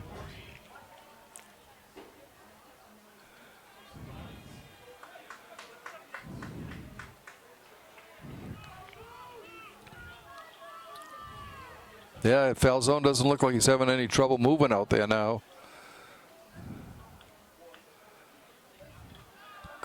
Coleman back to pack. Wow. He's going to put it in and run. He's got some room, and he's nailed. at about the 38, 37 maybe. Well, it's been the story of the game. Farrell has a jailbreak into the backfield. Coleman seems to be able to make that first move. You can see Farrell, hitting himself in the helmet there, like, maybe I should attack this a little bit differently. But I can't imagine he probably is looking at it like a steak getting back there and gets all excited. He is eating that right tackle alive for Framingham. Corso takes his place. Yeah.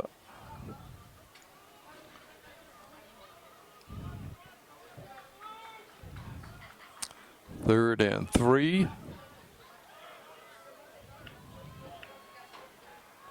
Pitch left. And he's got the first down. Gets over to about the 41. Give Framingham credit. They're moving the ball. They're getting those first downs. Yeah. I mean, Walpole's making them earn it, but it's hard to not do something wrong when you have to go the whole field 3 downs at a time. Yep.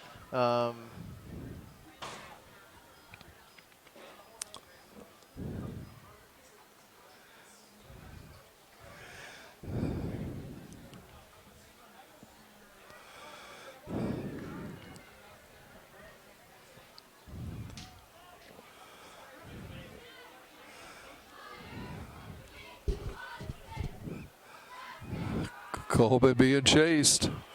Gets away from it. Gets enough. And he gets down to the 42-yard line of Walpole. Pickup of about 17 on that play. And Walpole's got another hurt player. No, I think that's Framingham. Framingham, sorry, yeah. I sound like a broken record, but pass rush, good. Right. Coleman makes a move. That time he had a lot of open space. Yeah. And he finished the run strong there. He's an impressive player. He's been a one-man show on this drive. He has, yeah. He's a senior.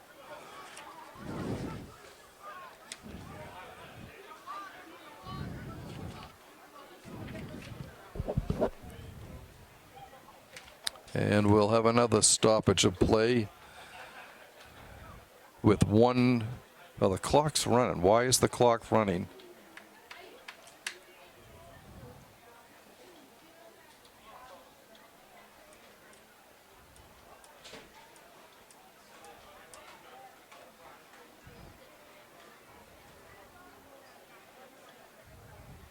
Down to 59 seconds.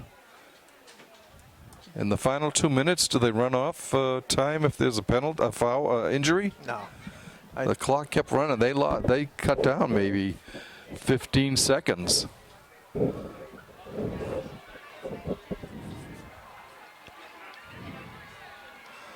Yeah, a lot of these injuries are probably cramping, with the heat out there. And like you said, the 12-minute periods. Yep. We only had 10-minute quarters in the fall. Yep. The spring.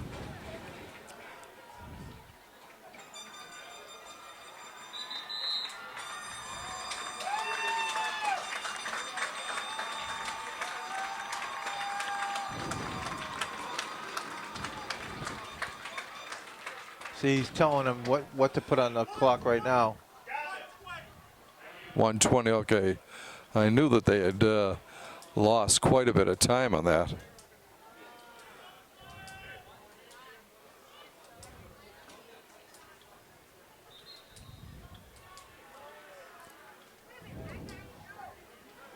That was Kevin Rodriguez who was down on the turf. He's back up and at the sidelines. All right, we've got 1:20 left to go in this third quarter. 1st and 10 from the Walpole 43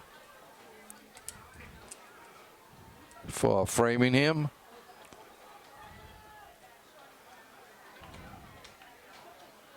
Coleman's going to keep it. He's got a big hole here. 30, he made. And they said he made it in. Oh, Cody Coleman.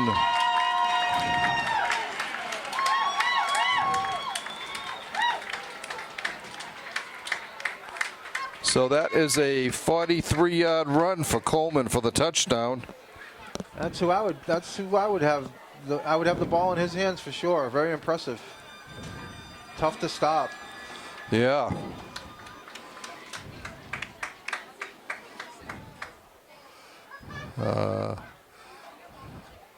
I would assume they're going for the 2 again. They have both other touchdowns.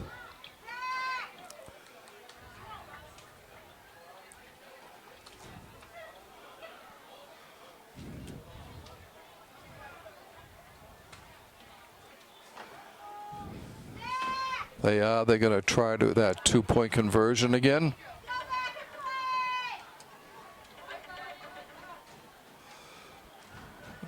Double reverse. Oh, and a pass thrown. It's good.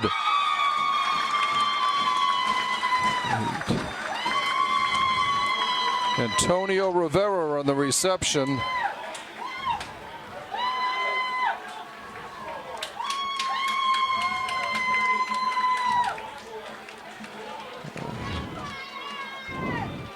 Walpole up now 30-24 with 1 minute and 2 seconds left to go in the third quarter.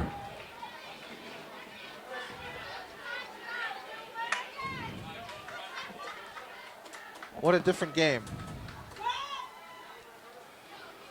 30-8. Yeah. Then 2 turnovers Right. have led to 2 scoring drives. Yeah. Framingham we thought was out of this game, but they were far from it. All right. The Flyers kicking off here. Short kick taken by Bush, and he gets up to the 37-yard line of Walpole.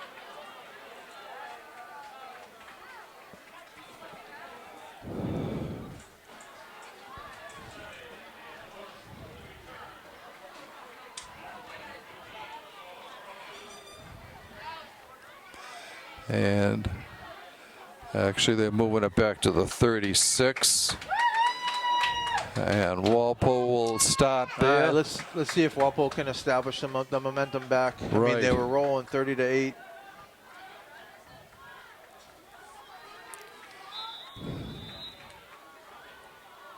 Falzone's lined up back at tailback, so his ankle's feeling better. Yeah. Look, what a catch. Flare pass. He gets up to about the 38, maybe. That was a tough grab, and it was almost, oh, he's up limping again. So he's up limping coming off. You know, those things don't heal very quickly. Sometimes they feel all right, but. Right. Tell you, if he didn't catch that ball, that was almost, I thought that might have been a backward pass. Yeah, I know. And he had a one-hand grab there.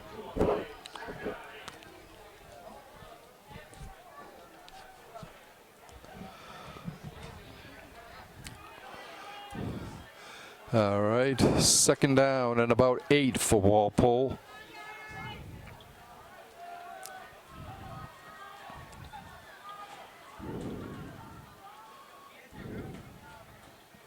They're not going to run a play.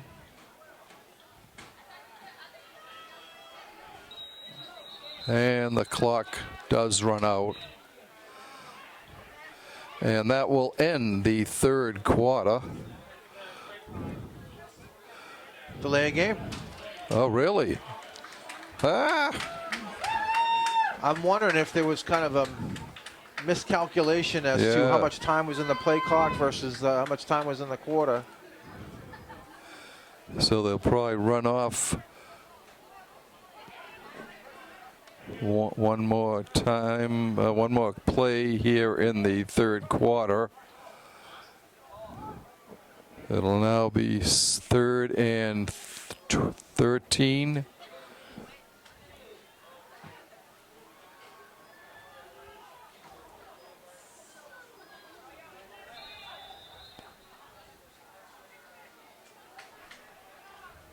No, not a minute 20.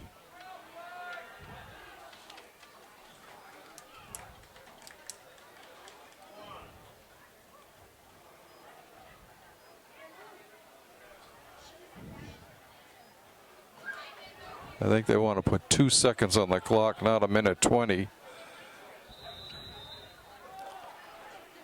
They're just going to let them play this last play. That's the quarter. Okay, so now it's the end of the third quarter. And the Framingham Flyers have come back in this quarter to cut it, the lead, Walpole's lead to 30-24.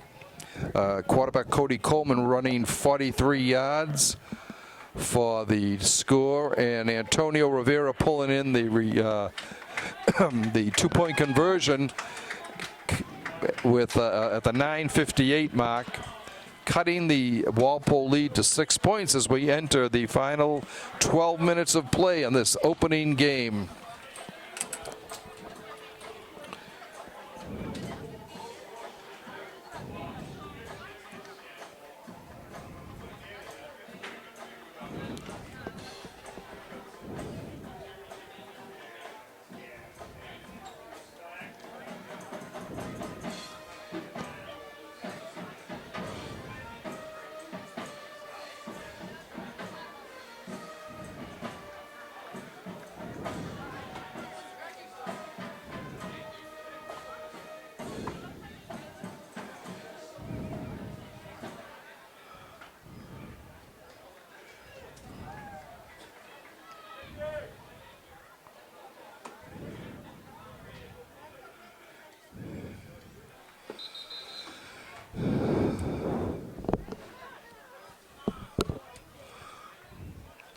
All right.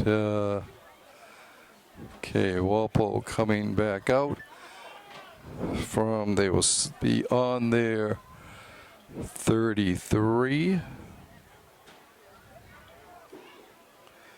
And it will be a 3rd and 12 and a half, 13.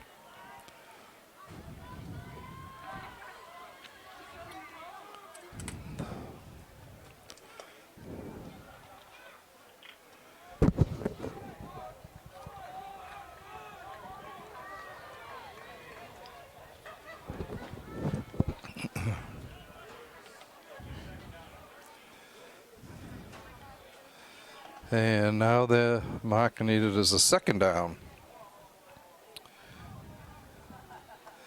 And 2nd and 13 from the 33, 34. Domino is a single back right now. Normally plays fullback. Kilroy running with it.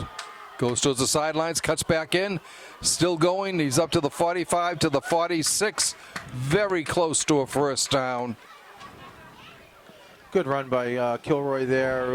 I was kind of thinking this might be a spot for him, obviously, with Falzone being down. And then when I saw Domino, too, who's more of a fullback, a blocking back. Yeah. Yeah, good spot for him, and he did a good job. He really battled hard. Kilroy does like to run. He's not afraid to run either.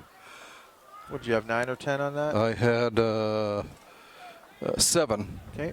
Yeah. That was off.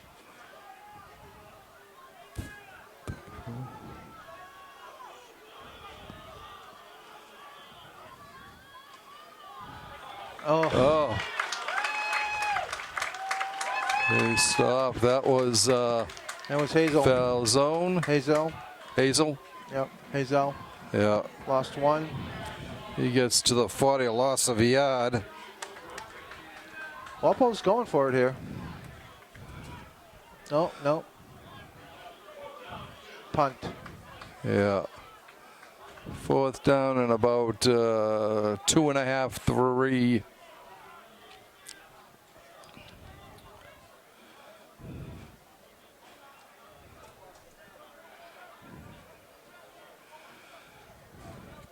Kilroy ready to punt it away.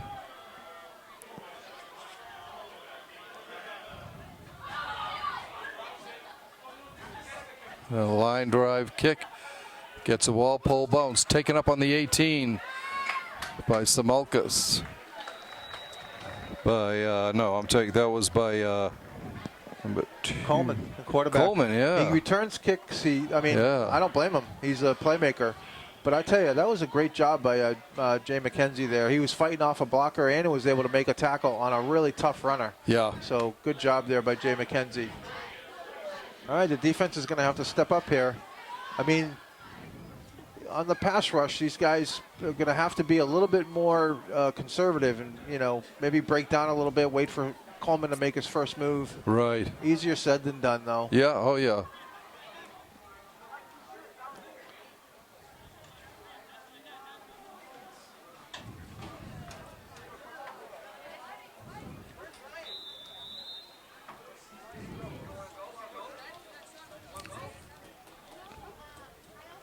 Max Collins back in there at the safety spot for Falzone.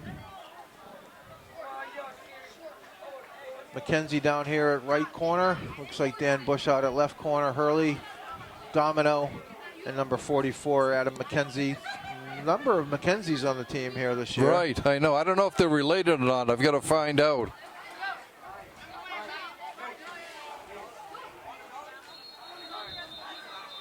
That might be procedure. Yeah.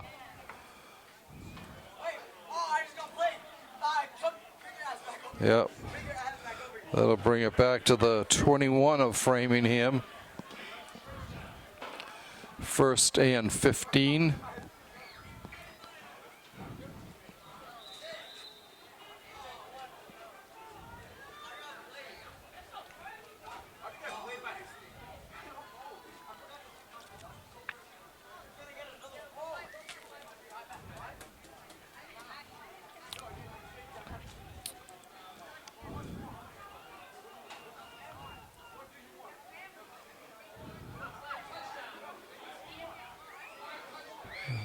Pitch left. Oh, Oh, nice play. smothered right away.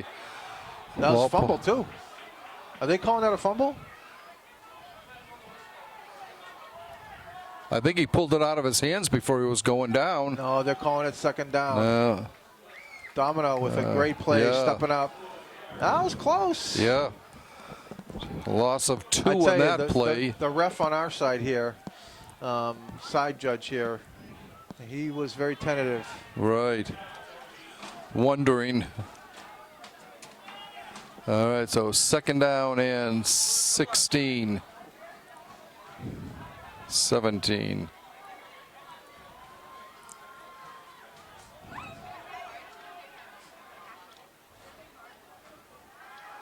Coleman looking. Oh, intercepted. Colleran runs it in. John Colleran, right place, right time, once again.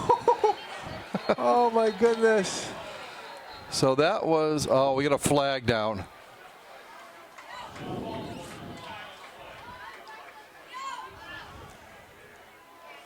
We'll see what the flag is for. Is it after the...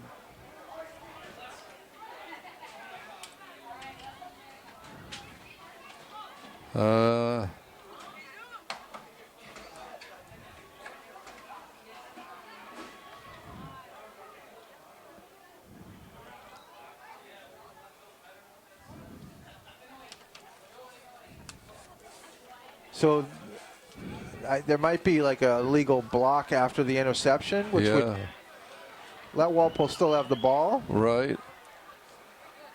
Walpole's sideline seems to think they have the ball. Right, yeah.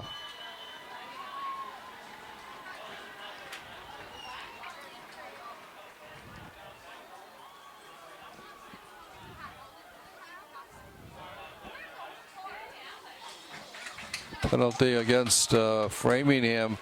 Yeah, so it takes away the touchdown, which is again, oh, jeez, frustrating. They're going to have to capitalize on this interception. Right. John Colleran. Yeah. Same type of play. Yeah, he just stepped right in front of it. All right, so Walpole will have the ball on the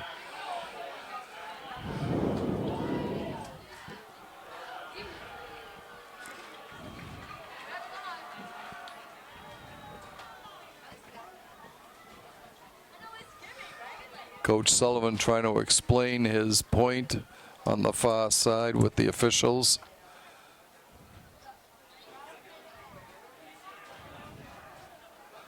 He wants Colleran, his senior DN, to get his touchdown, but to no avail.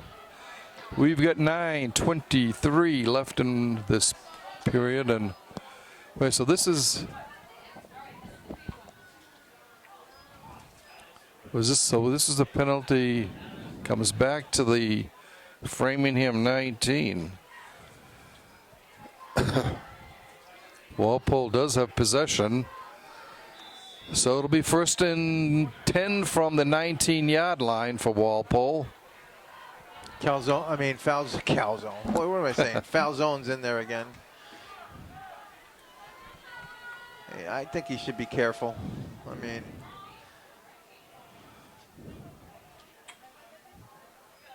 Kilroy looking, going long down the sideline. Incomplete. Looking for Collins. yeah, I mean, that's been the hookup today. Yeah.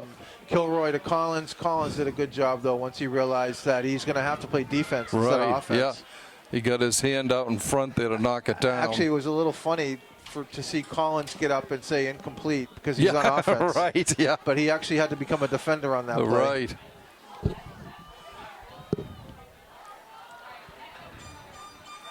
Second and 10. Falzone gets the bad snap, and he was going to wrestle out of bounds at about the 20-33. Big loss there.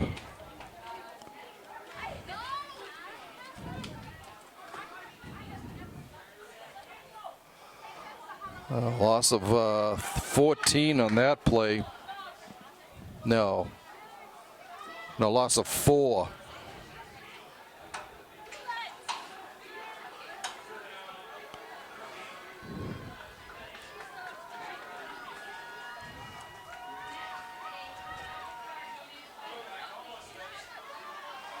Kilroy's finding some running room, going down the far sideline.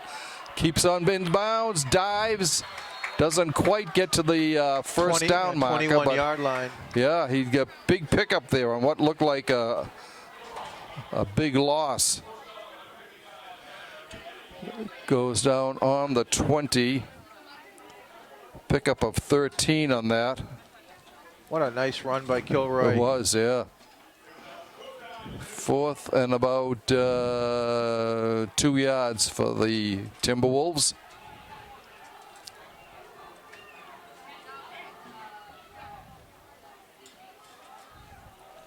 .857 left in regulation. The Timberwolves come up to the line.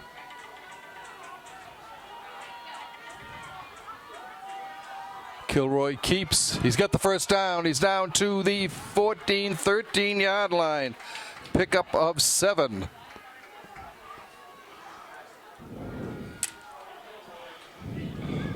Yeah, why go away from that? Run the hot hand here. Kilroy's had some good runs in the second half. Yep.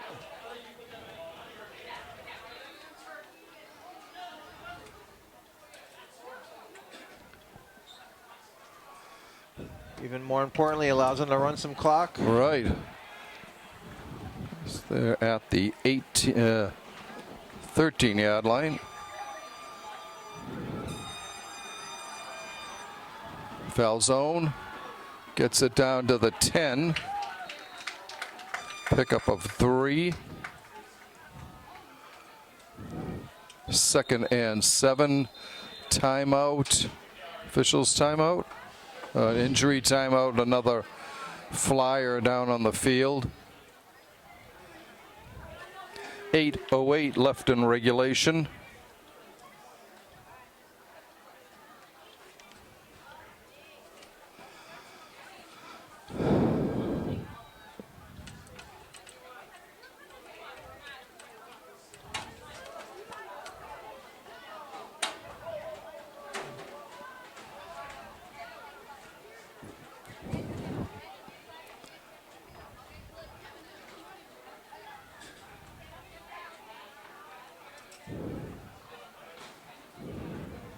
Yeah, most of these are probably just because of the heat and humidity today that we've got a lot of cramps.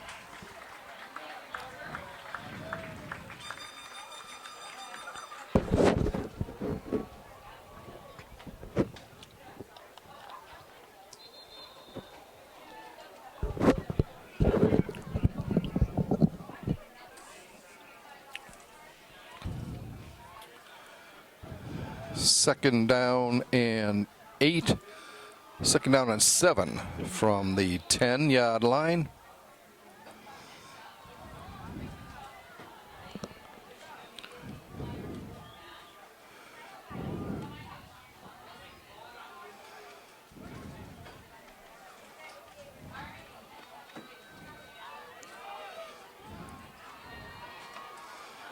Kilroy looking. Got him.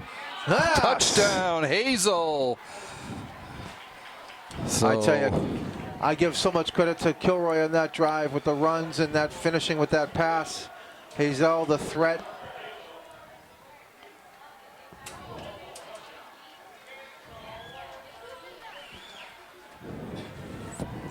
.408, the time of that touchdown. Walpole looks like they're going for the one. They're going to let Feeney try for his 5th extra point of the game. You know, to continue on the Kilroy thing, this is his first varsity start. You know, all this is just, you know, experience under the belt. And he really stepped up here in the 4th. The kick is good.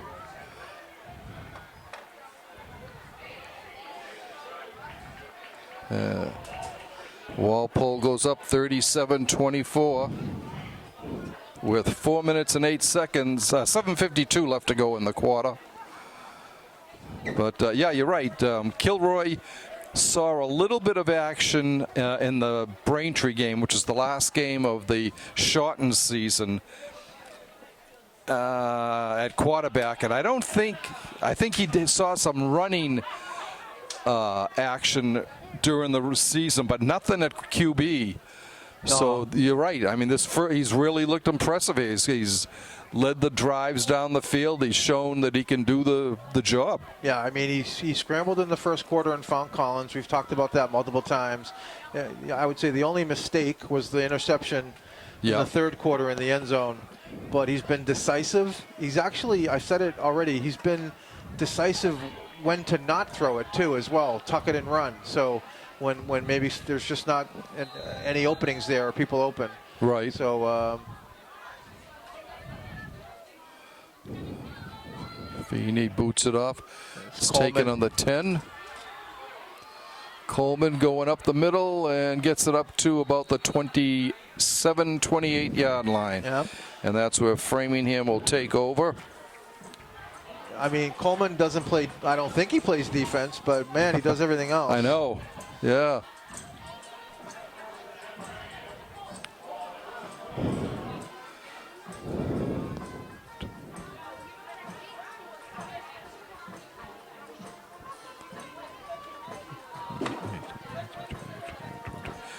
So it's just counting. Framingham's got 22 seniors on their team. Wow.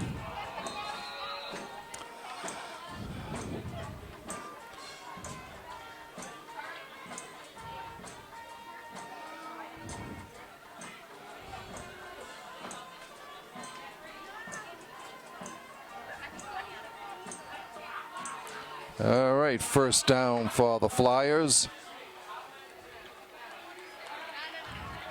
Coleman looking, he's being chased, gets out of the grass, another one.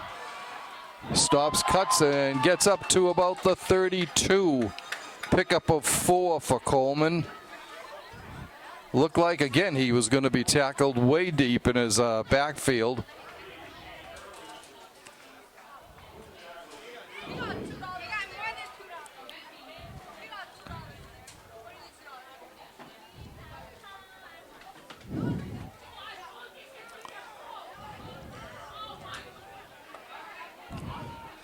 Second down and about 6.5, 7 yards to go.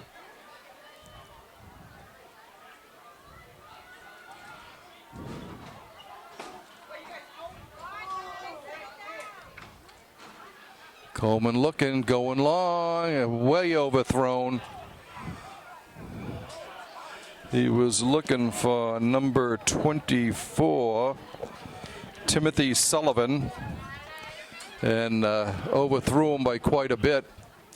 Bringed up a 3rd and 7.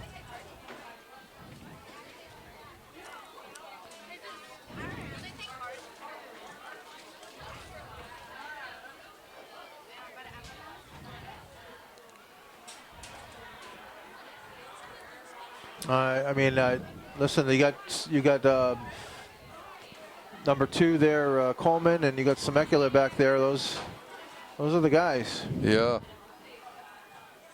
Coleman gets away from one, looks downfield, throws complete to the 40-yard line. Oh, I forgot about Ferrante, who just caught that pass. He returned the opening kickoff. That's a first down for Framingham at the 40, but Ferrante's down. 6.5 minutes to go in this one.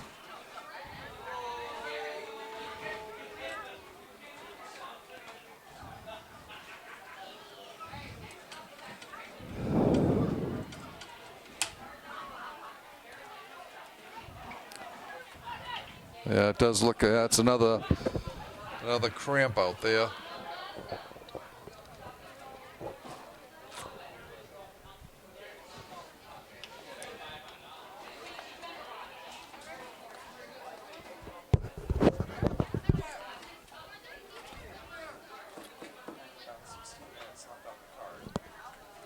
All right.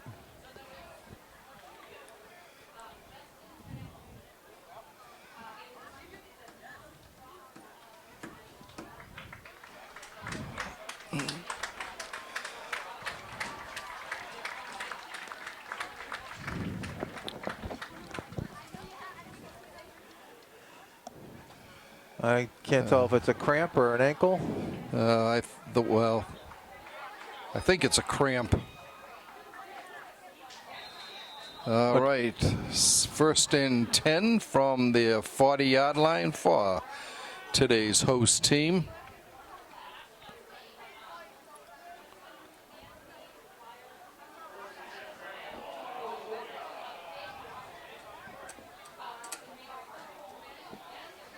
All right.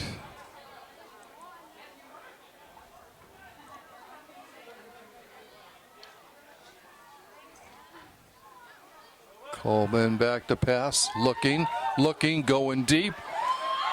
Hazel. Picked off by Hazel.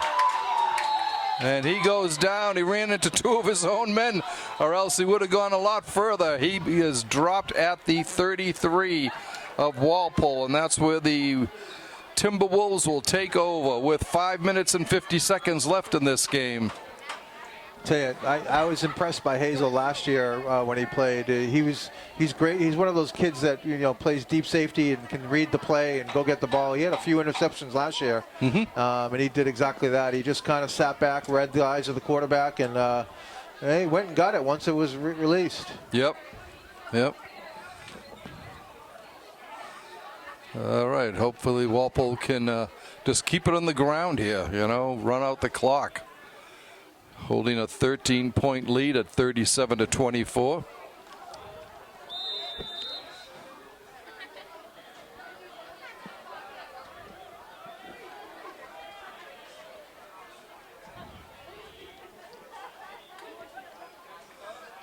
Kilroy looking, dumps it off to Hazel. We get a flag, another flag, 2 flags.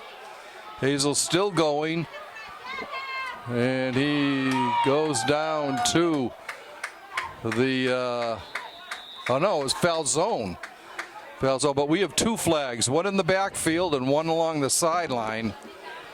We'll see if what the call is here.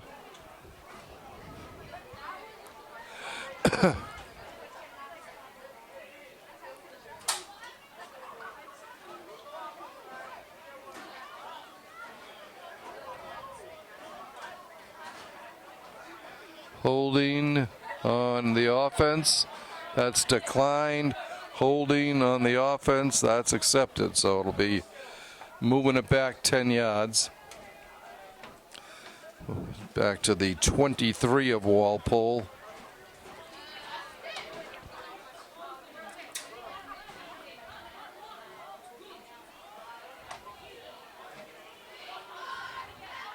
Jesus. How many yards is that penalty? Wow. That must have been the spot of the fouls. Yeah, Back yeah. to the 15. Wow. That's a 23-yard penalty.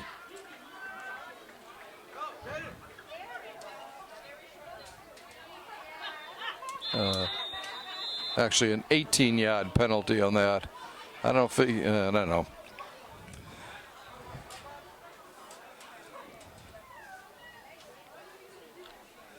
So it'll be 1st and 28 for Walpole. I went with Domino back there. We're probably looking at a Kilroy run here, or maybe a short pass. No, Domino with the carry. Gets up to over the 20.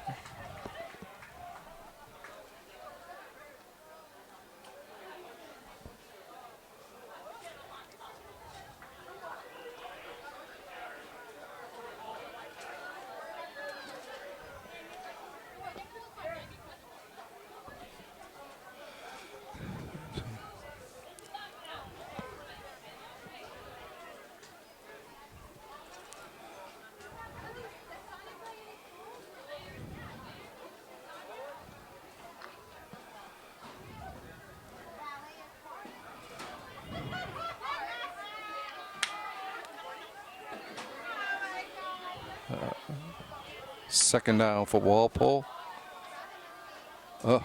Kilroy with the Kilroy with the keeper. He's dumped at about the 27, maybe.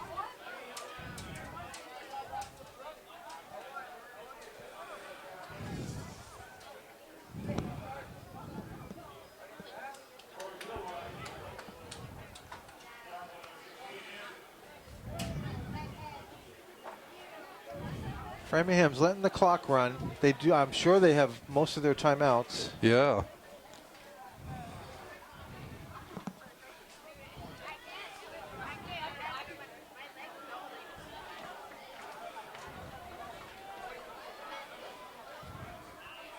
Third down for Walpole and about 18.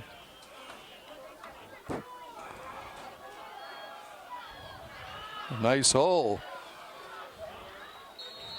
by That's foul zone. Yep.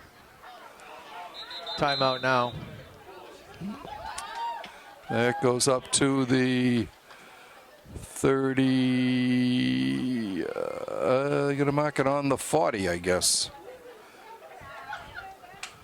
15-yard pickup on that brings up 4th and about 4. 4th and about 3. With 3:21 left in regulation. What do you think, Mike? Well, I mean, I feel like they're going to punt it for sure. Well, I shouldn't be that sure, right? I don't know. Yeah, 4th and 3. But they're at their own 40. Yeah. I don't know. I feel like a punt is the right play, but who knows what they're thinking? Right. Kilroy is the punter. He is. Ooh.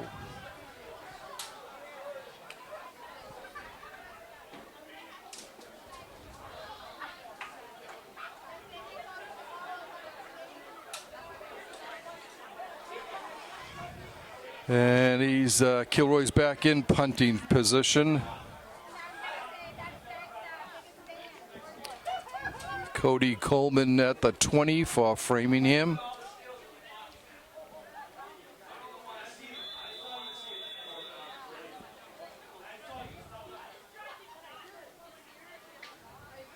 There's the snap.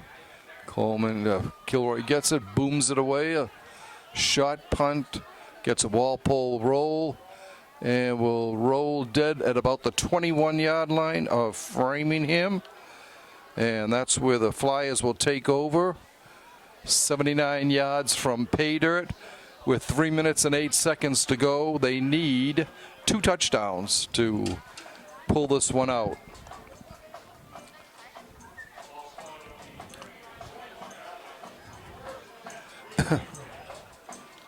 They haven't punted yet, have they? No, they haven't. Who? Framingham. Did they? I thought maybe once in the first half. Oh, okay. Because I was thinking we haven't seen a kicker really, Well, other than certainly doing the kickoff. Falzone had the punt that he unfortunately dropped. But Yep.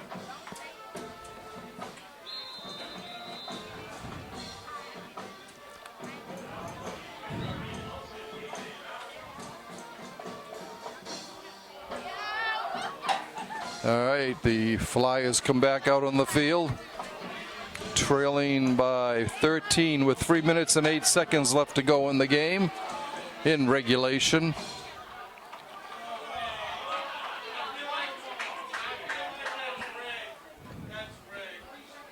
All right, Coleman back to pass. It's being chased. Turns right into, oh man. Farrell missed him, and he's tripped up before he can get back to the line of scrimmage. Looks like they'll mark him at maybe the 20. That has got to be so frustrating for those guys. They probably Right. feel like they should have had 5 sacks. But I tell you, Coleman is he's tough to bring down. He is, yeah. And they're marking it at the 22. Pickup of a yard. Clock running. Right. 2nd down and 9. I actually thought they had him that time. I don't know if it was Farrell or Corso, but I thought they had him. I know. Coleman going right up the middle, gets nowhere, doesn't even get back to the line of scrimmage. Tell you, it's like when you see Belichick rushing the guy from the Ravens there, Lamar Jackson. Lamar Jackson, yeah. Is it Lamar? I think it is, yeah. So when they want to keep him in the pocket, you just have to be very disciplined on your pass rush. All right, Framingham does call a timeout now at 2:09 to go in regulation. I believe they get 3.5, so that should be their second one. I know that's at least 2. Yeah. They changed the rules, if you remember. I think it was Right. 5.5 before. Oh, It was God, that was ridiculous. awful. Ridiculous. I remember those 5. And you'd have a blowout game, and the winning coach is calling timeouts in the last couple of minutes of the game. And it was like, do we have a 5-hour game going here? I know. Back in the day. We're on 2:35 right now. Yeah. There's been so many cramps and Right. injuries and lots of discussions on penalties, and it's definitely been a long one. All right, number 1, Zach Samacula is down here at the bottom of the screen. He's one to obviously watch out for. Right. Ferrante, I don't know if is he in the game? No, he's on the bench. Ferrante's on the bench. Yeah. Coleman looking for gets him, and he gets up just. Oh, he might have got the first down with his last leap. He did. Another cramp. To the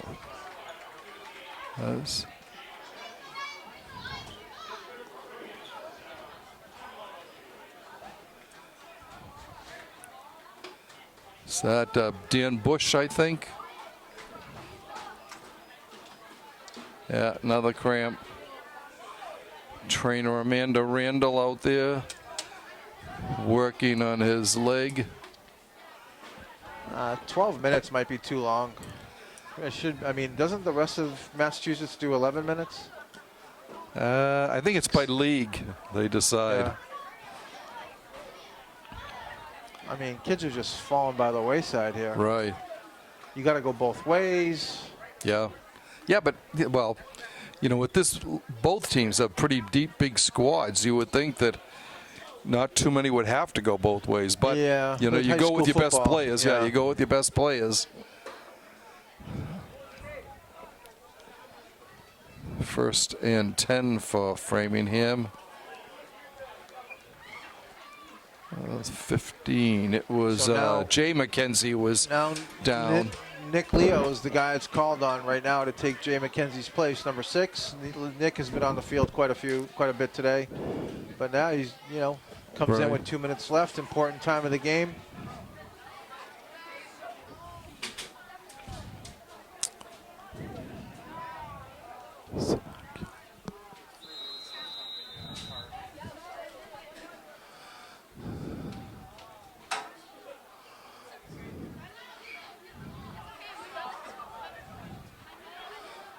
All right, the snap in motion.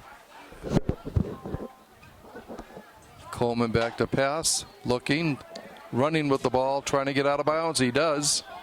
Gets up to about the 42-yard line. Pickup of about 12 at a first down. 1:37 left in regulation. As the game nears its end, we'd like to thank you for watching this Walpole Media Corporation broadcast of Walpole High School Varsity football action.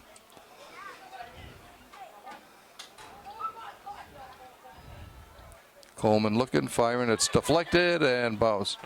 82, that was Charlie Lyons, I think, who deflected that.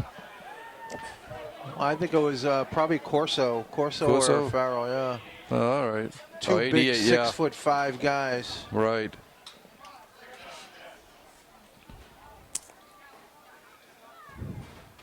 Walpole holding at this point what is a commanding lead of 37-24 with 1:31 left in regulation.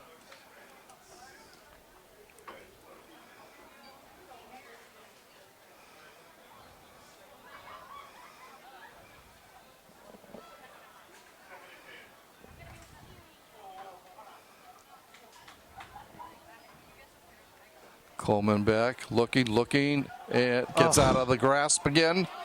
Looking, goes down slow, and is pushed out of bounds in Walpole territory at the Walpole 49, I think.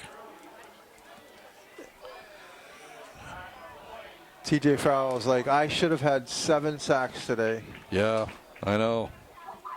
I mean, listen, I don't think a lot of kids could sack him. He's just so elusive. Right, he is. But boy, Walpole's been in that backfield all game long.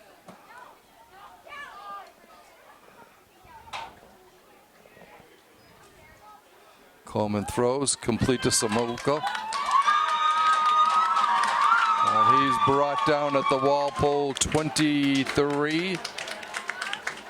Pickup of 26 on the play. Timeout called. 1:20 to go in regulation.